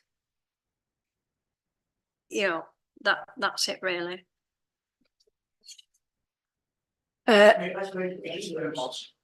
Sorry. Well, last question or last comment from Neil, not Neil, Ian, sorry. Thank you, Chair. I'm actually quite interested in this one. The use of the word mosque, etc. I've never heard that in the past. I've heard it on various places, but within the application things, I've never heard of it being used as a mosque. And that, in fact, right, I said before, right at the very beginning, we were told in public that there was no need for another mosque in Colne. End of story. That's why I've never used the word mosque at any time. No. We were not told originally there was no, it was needed for originally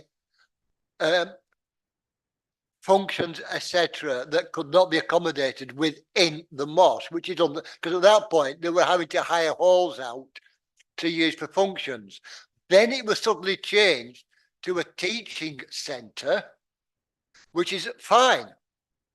There was a communal room in that. And now we're suddenly finding out, do you actually have a mortuary in a teaching centre? Because, you know, unless you're teaching people, you know, that's quite interesting how suddenly the use of it keeps changing subtly. And I think we need to keep an eye on that, because what we're looking at is this change of use. It should be inclusive for all members of the community, which originally it was designed for. It's now becoming to a point where it's not going to be used. It's an inclusive use. To be honest, Chair, it's only 10, 12 days ago that I spoke to one of the members of the committee, stressing that nothing had happened, and then suddenly this planning application comes in. I feel a bit suspicious about that. Right. Well, can we agree about what we're going to say? We're going to say, I think, that they can't take the wall down. Or have vernacular access, because they would have to knock the wall down. But I think that's all we can say, can't we? The windows should be of wood. Windows should be And if we could specify the lime mortar, I do think it's really, really important. lime mortar. But yeah, we got that. Yeah. And the extensions as well, because is there a need for all these extensions on a listed building? This is what I was trying to query. When I thought, you know, but when you're told that one of the buildings that is going to be a mortuary, that I find a bit disturbing. Well, I don't think we can say. I can understand the reasons behind them using one. They have one in Nelson, but I don't know. It just seems odd to have a mortuary in Colne.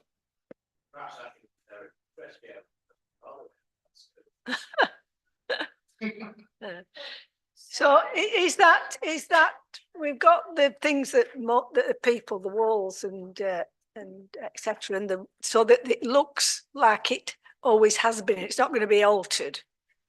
But I don't think we can say what should be in it. It's nothing to do with planning. Okay. All right. As Colne councillors, we should be concerned about things that happen in Colne, and I'm deviating away from planning.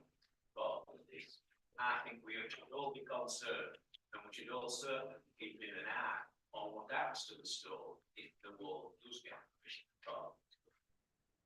Because a lot of us can remember a few years ago, all the stone flags in that yard disappeared. There was enforcement notice issued, and they were made to bring them back, but they didn't actually bring them back because they'd been sold, and there are replacements that are in there that are at the far corner. Yeah. As councillors who should be concerned about them, I think if they work with us, I think we all have a duty of what's for life as to what's. Yeah. I think we should, if any of us want to get, we should ask for a meeting with them. If any of us want to find out what you know, it's no good saying, oh, it might be this, it might be that. Let's.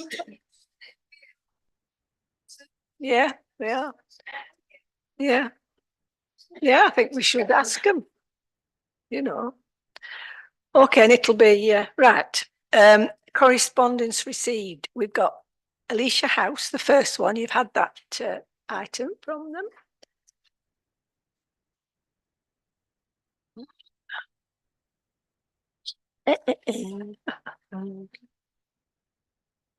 So this is barely a request to work in partnership with them, and to help them achieve their aim.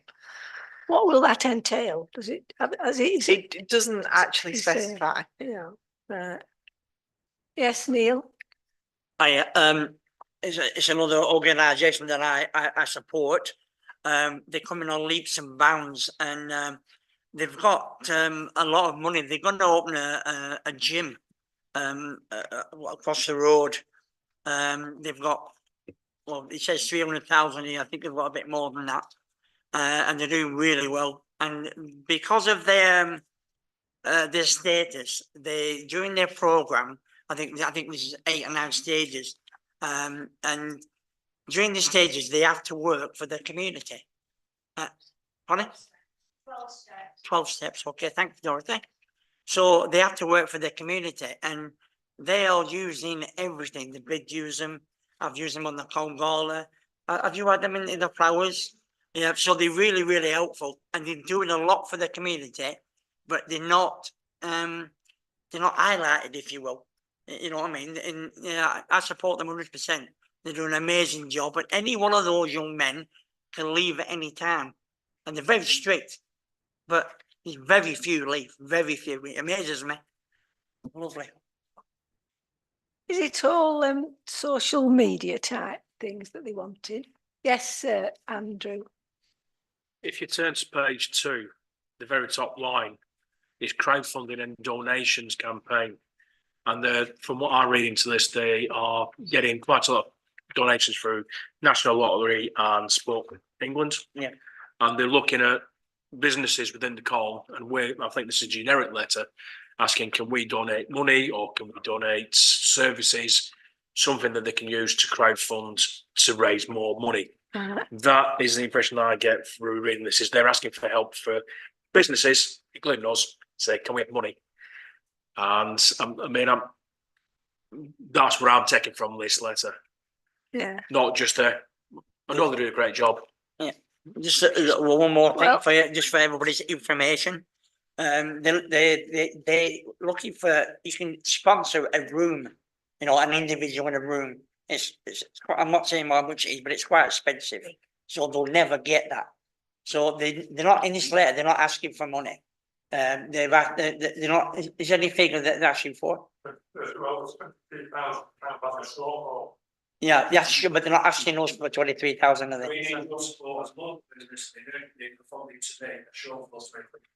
Yeah, but they're not asking. Yeah, but they haven't. I'll let him speak.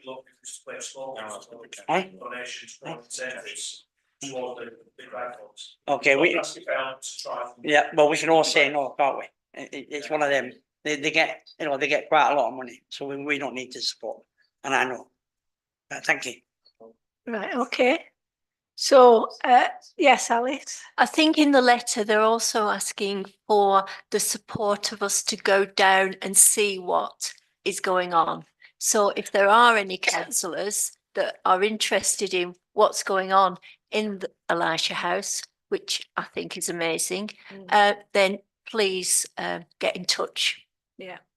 I don't think if it's just, they just want cash, they'd have to specify what it was that they wanted. I don't think they're asking for cash. They're looking for donations to help them raise that. Not from us saying we want money off you. So they'd but want they're us trying to get it to sort of publicise. highlighted, get more people aware. Right. So as a council, we can say, yeah, we back these, and try and get other people to do the same. Okay. It does say that they would welcome the opportunity to discuss ways that we could work together. So we could ask them. Can I suggest, that we ask you to try and arrange a meeting between herself and them and whoever else your policy wants to go. What we're asking for. Yeah. Yeah. Okay. I'll second that. Are you happy with that, councillors? Yeah. Okay. Right. The second one is CN. I think we've got a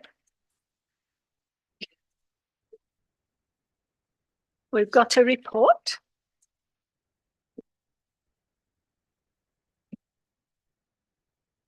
Which is very pleasing to read. Very, very. Is it just an update that you're giving? Yeah, it's just an update. We had a very good half term. We're getting ready for Easter. The police are working with us to look at sort of hotspots of ASB in Cone. We did an operation with them yesterday. One particular area in Vivery, which is a bit sad, actually. So yeah, we work really closely, and we are 7 days a week now. At the moment, we don't have Sunday, but we're expecting Sunday to start again soon. And we're even doing double sessions of different age groups. So it's full on. Yeah. Just a quick up. Well, just a quick update on the final few paragraphs as well about stuff. The flooring is now finished. So the red room and the blue room are now done, and the music room is done as well. The floor. All the musical instruments are in one room in our house. There's just like a wall of boxes. The weighted keyboard has just been delivered, and we've got the acoustic guitar and the bass guitar have arrived as well as the amps. So now we're after some people who can play and teach. So we're after volunteers for teaching there. What keyboard is that? Or, yeah. Yeah, it's a Yamaha keyboard. So that's arrived. So we'll be doing some decorating and things to get that room ready. We'll probably also be on the hunt for some donations as well for some more raised beds. We're also doing some work at converting the garage into a bit more usable space as well. So we're probably going to put a washing machine and a dryer in there as well to allow us to develop that. And then Second, let me just explain why. Our young people don't necessarily come dressed in the outfits that's required for being outside and instantly get covered in mud. So a washing machine and a dryer is a thing that we have found that we really need for people to stay warm and comfortable. Thank you. Any questions? I've got Ian and then Patricia. Change of clothing.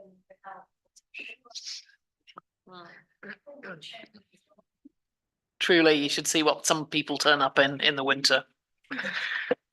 Ian? Thank you, Chair. I think SEAG have actually done a fantastic job in Colne, and it's really good. And I think they're going to go from strength to strength, hopefully. Now, I was talking to the housing officer from Accent Housing Association, responsible for Colne. She's very interested, but she was asking, are you going to do anything in Waterside for the youth? Because she was concerned. So our biggest session is in Waterside. It's Friday night football at 5:45. That's at Fisher Moor. We've always done things right across the patch. What else do we do in Waterside? I have to think. Well, of course, officially, the actual centre is in Waterside. Yeah, it is. Waterside and Horsefield is where it's at. No, but it is. It is. I know that's modern politics, but traditionally, and by the way, it's actually in the, I'm talking about the South Valley of Colne, right, as opposed to Waterside, which is a massive area. The South Valley is very specific. Okay. We have a youth club which nobody knows if it's open or not. It's open for 2 short sessions each week. Yeah. It's run by PAC. And one of the other problems as well down there is it's okay if you've got transport centre, but a lot of young people having to walk all the way from the bottom of Exchange Street, you know, on Patten Street, Boundary Street, all the way over to the North Valley. Okay. And they were wondering, could you put things on for the youth in summer, especially in the South Valley? Yeah, obviously we'll do a summer programme when we get closer, but we offer cricket at Primmett, which is Thursdays, Friday night football at Fisher Moor. That's at the moment. It will be quite interesting, and I haven't asked this. You know, we've got this software system called Views, and it's really, really commonly used. That's why we know that 78% of our members are boys. You know, we know everything about them. We know what schools they go to. We know if they don't go to school. We know everything about them. It would be quite interesting to plot a bit more about where everyone comes from, as opposed to what schools they go to, where they live. We could easily do that. We could create a little scattergram to show where people live, and there'll be black spots and not spots, I'm sure. Yeah, we're constantly developing more and more things that we're doing. It'll be interesting to see where our people actually live. I haven't done that.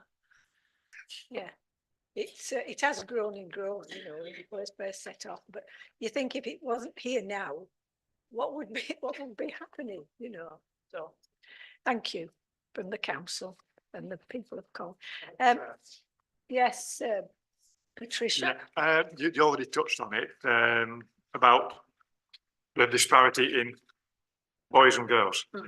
Is there any where you are trying to level the playing field? Well, truthfully, it's not that we've done this on purpose, but actually it suits our purposes, because from a founding perspective, what we were for was to combat antisocial behaviour, people in trouble, people who were perhaps teetering on the edge of getting involved with the police and criminal activity. And I'm afraid there is a thing there that I'm not being biased about, which is most of those young people are male. So actually the 78% makes it look like, I don't know, we just do things that interest boys. That's not the case. Certainly the case with Friday night football and cricket, I'll give you. But if you come to our holiday clubs, I would say it's probably more like 60-40 or something like that. But, you know, we're funded by the Police and Crime Commissioner. What we are is a club. I know Alice is involved in the Brownies and the Guides. We're a club for people who don't join things. So if you're not a joiner of things, they're the people that we want to join Siang. We even took them Crown Green bowling one summer. And what was disappointing was just the sort of, this must be our son, was just the sort of the way they gave up, didn't they? They just, some of them just lay down in despair when the bowls didn't go their way. And what we want to say is just keep trying. Just keep, if you can't make that thing or roll that bowl or do that thing, just keep trying. And that's what we're trying to give them. Thank you. Right, the next item is Rural Market Town Group membership. Have you all been getting the emails from this? Have you read them? No, no. I mean, we were on a free trial, and obviously now that is coming to an end. So we just need to decide if we still want to be. Is it useful? Are we a rural market town or just a market town? I've got Alice.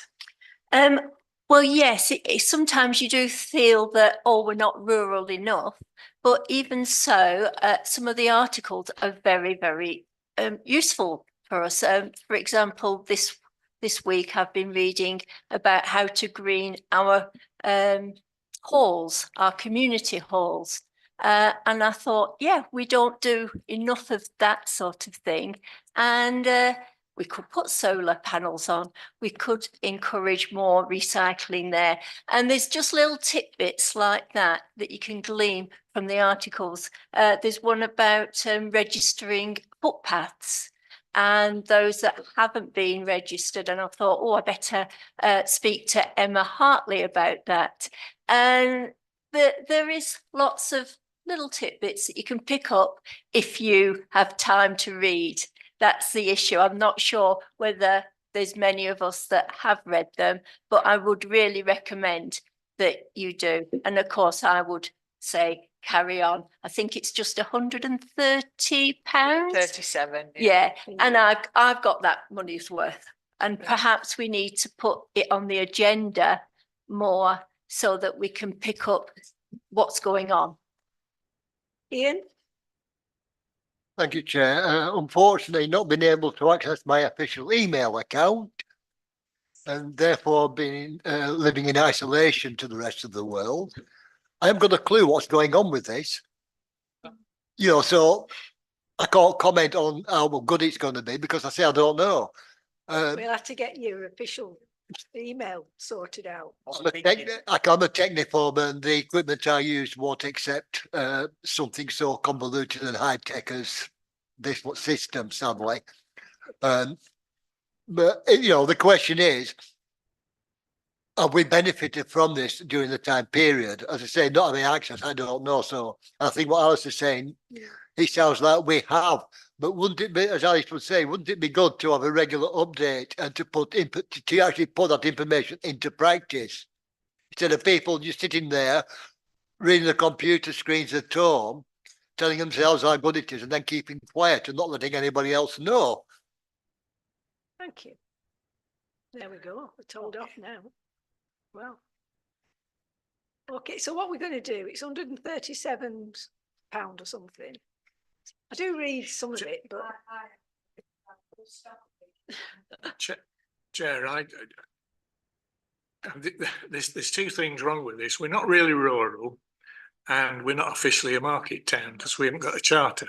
But for 100 and whatever it is, 170 quid, when you've, because I don't think, can we claim the VAT back? Yes, we probably can. Oh, right. Well, 137. So it's £137. We might, you know, plus somebody's time to address an email, it's probably worth it. Yeah. And if anybody finds anything that's useful, just say, put it on read agenda. that and say, you know, look at last week's bulletin, paragraph 27. It was wonderful. It was all about footpaths across Lenches. Yes, Alice. Can I propose that we carry on with our membership? If there's anybody who would like to second that. All right. Oh, Patricia, all those in favour? Yeah. And seeing Ian can't get onto it, I can suppose I could print it off for you, Ian. On your other email. All right, okay. Oh. Now, important this next one. CCTV update. New CCTV. Who wants to mention this? It's all going swimmingly, I think.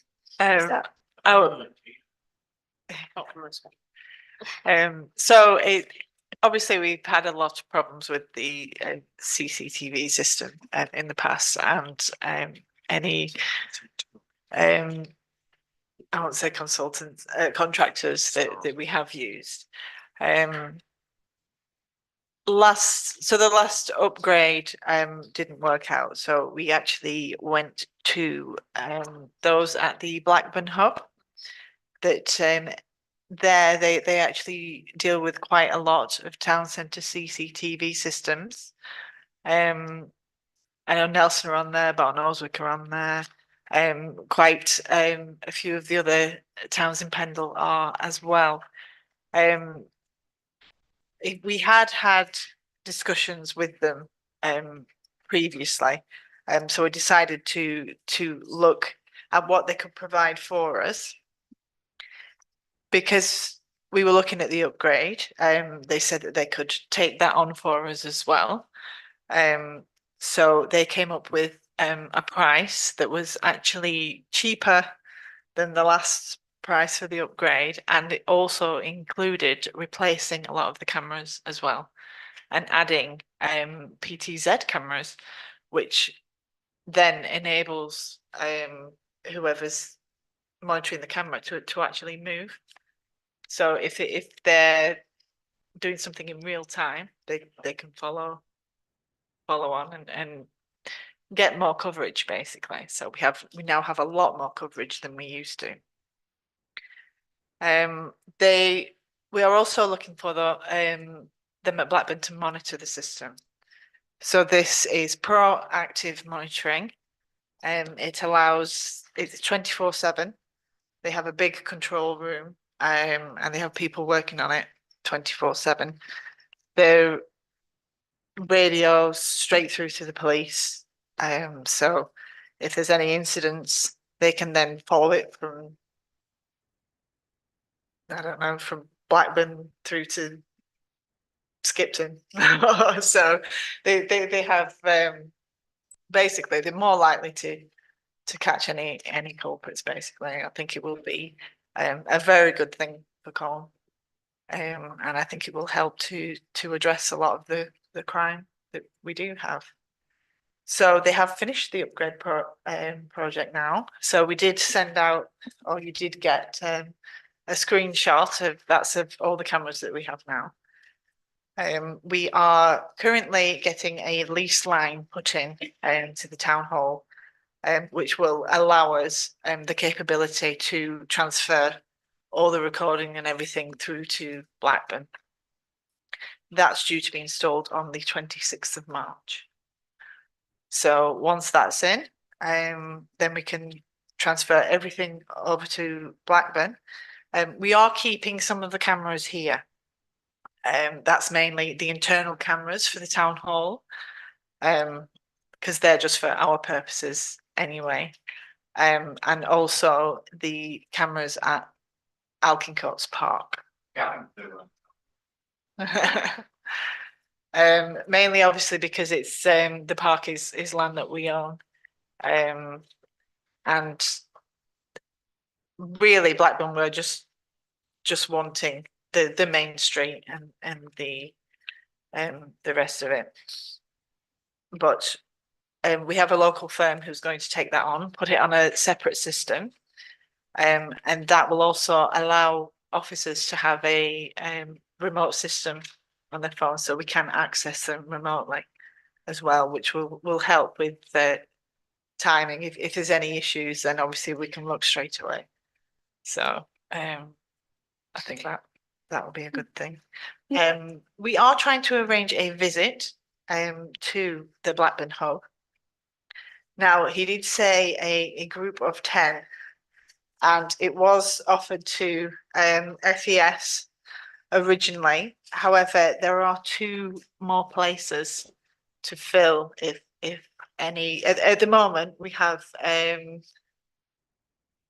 there's myself and Nathan that want to attend, and we've got David and Glenda, Mary and Howard, Andy Bell, Patricia, and so if there's Alice, yeah.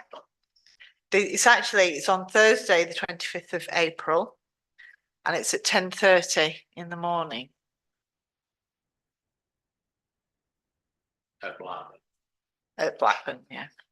He has said if we can go in 3 cars, that he can provide parking passes for us, so that we can park for free. Okay. We've got that police meeting.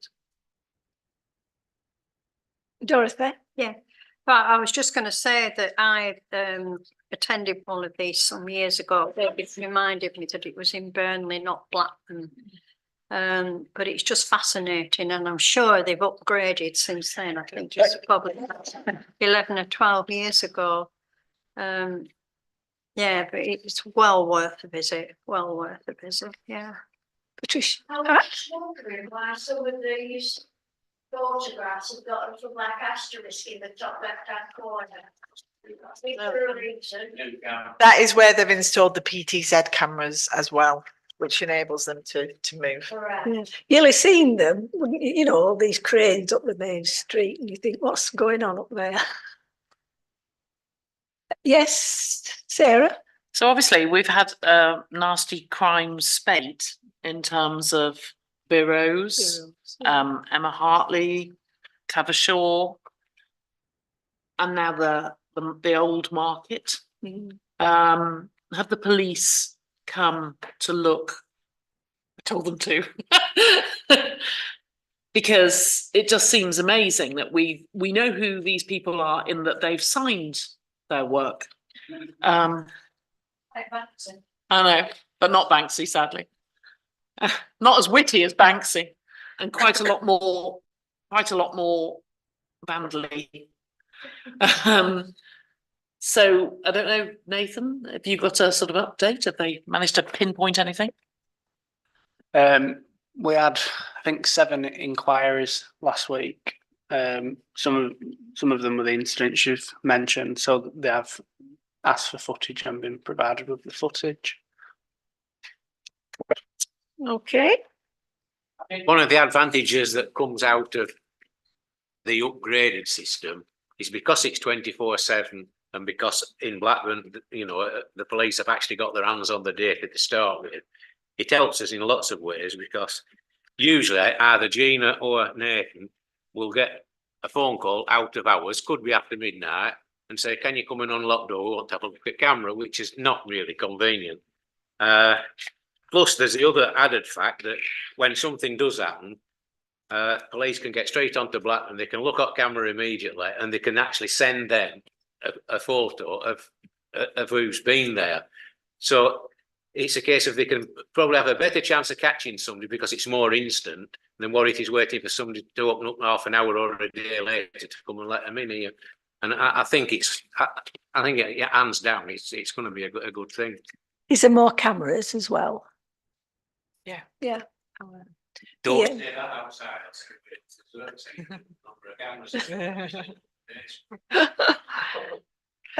Yes. Ian. Thank you, Chair. I can actually remember many years ago, I think you were there and David, when they actually rolled out the CCTVs in cameras for the first time. It was at Burnley. The advantage then was because it was manned. If the operators saw somebody committing a crime, they could actually zoom in so you could get a good close-up of the face or the vehicle registration of the car, whatever. Then for some reason to cut costs, we decided we didn't need that manned system. We just have the cameras, and it's easy because if a crime's committed, the police can then view it and go, yes, we can now officially state that that crime has been committed. They don't know who's committed it because there's no close-up.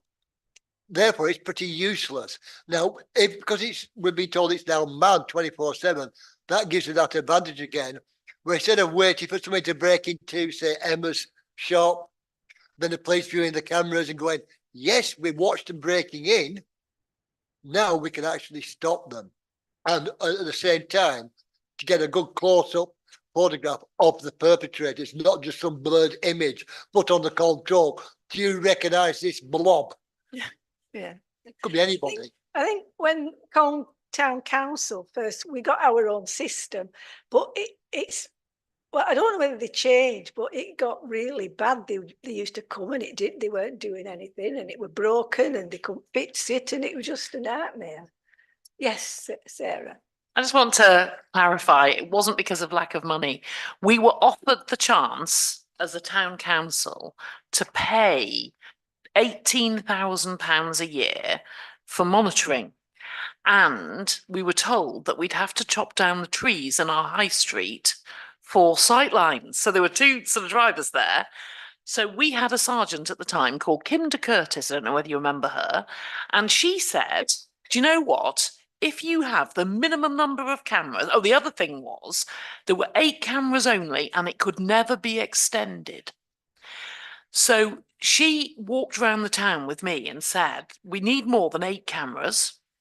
And I feel that if you just had the footage from the 8 cameras and ported it to Blackburn, they'd be too busy looking in Burnley or in Blackburn to ever look at Colne. And the system was planned so the police, our police, could have live footage. I'm sure David will remember this. The idea was they could have a live feed. And that was priced into it. But when it came to Hey Lads Hey, a man in Hutton, who was sort of head of IT and security, said, no, they can't have the live feed. It doesn't comply with whatever regulation. And so we kept our trees. We've been able to expand the system, including into Alkincoats and other places.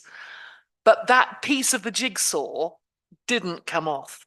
And we were originally looking to perhaps have the back room of the cellar of this building as like a community volunteer for sort of Thursdays, Fridays, Saturday nights. That was what we were hoping to do to square that circle. I still don't regret the decision that we made, although it's been a difficult and long journey, because we'd be looking out there at no trees and also a system that we didn't control. We've been able to make it better. David, you wanted to say something? Yes, just to quickly carry on from where Sarah's got to there about having the room either at the back or at the back in the basement, whichever.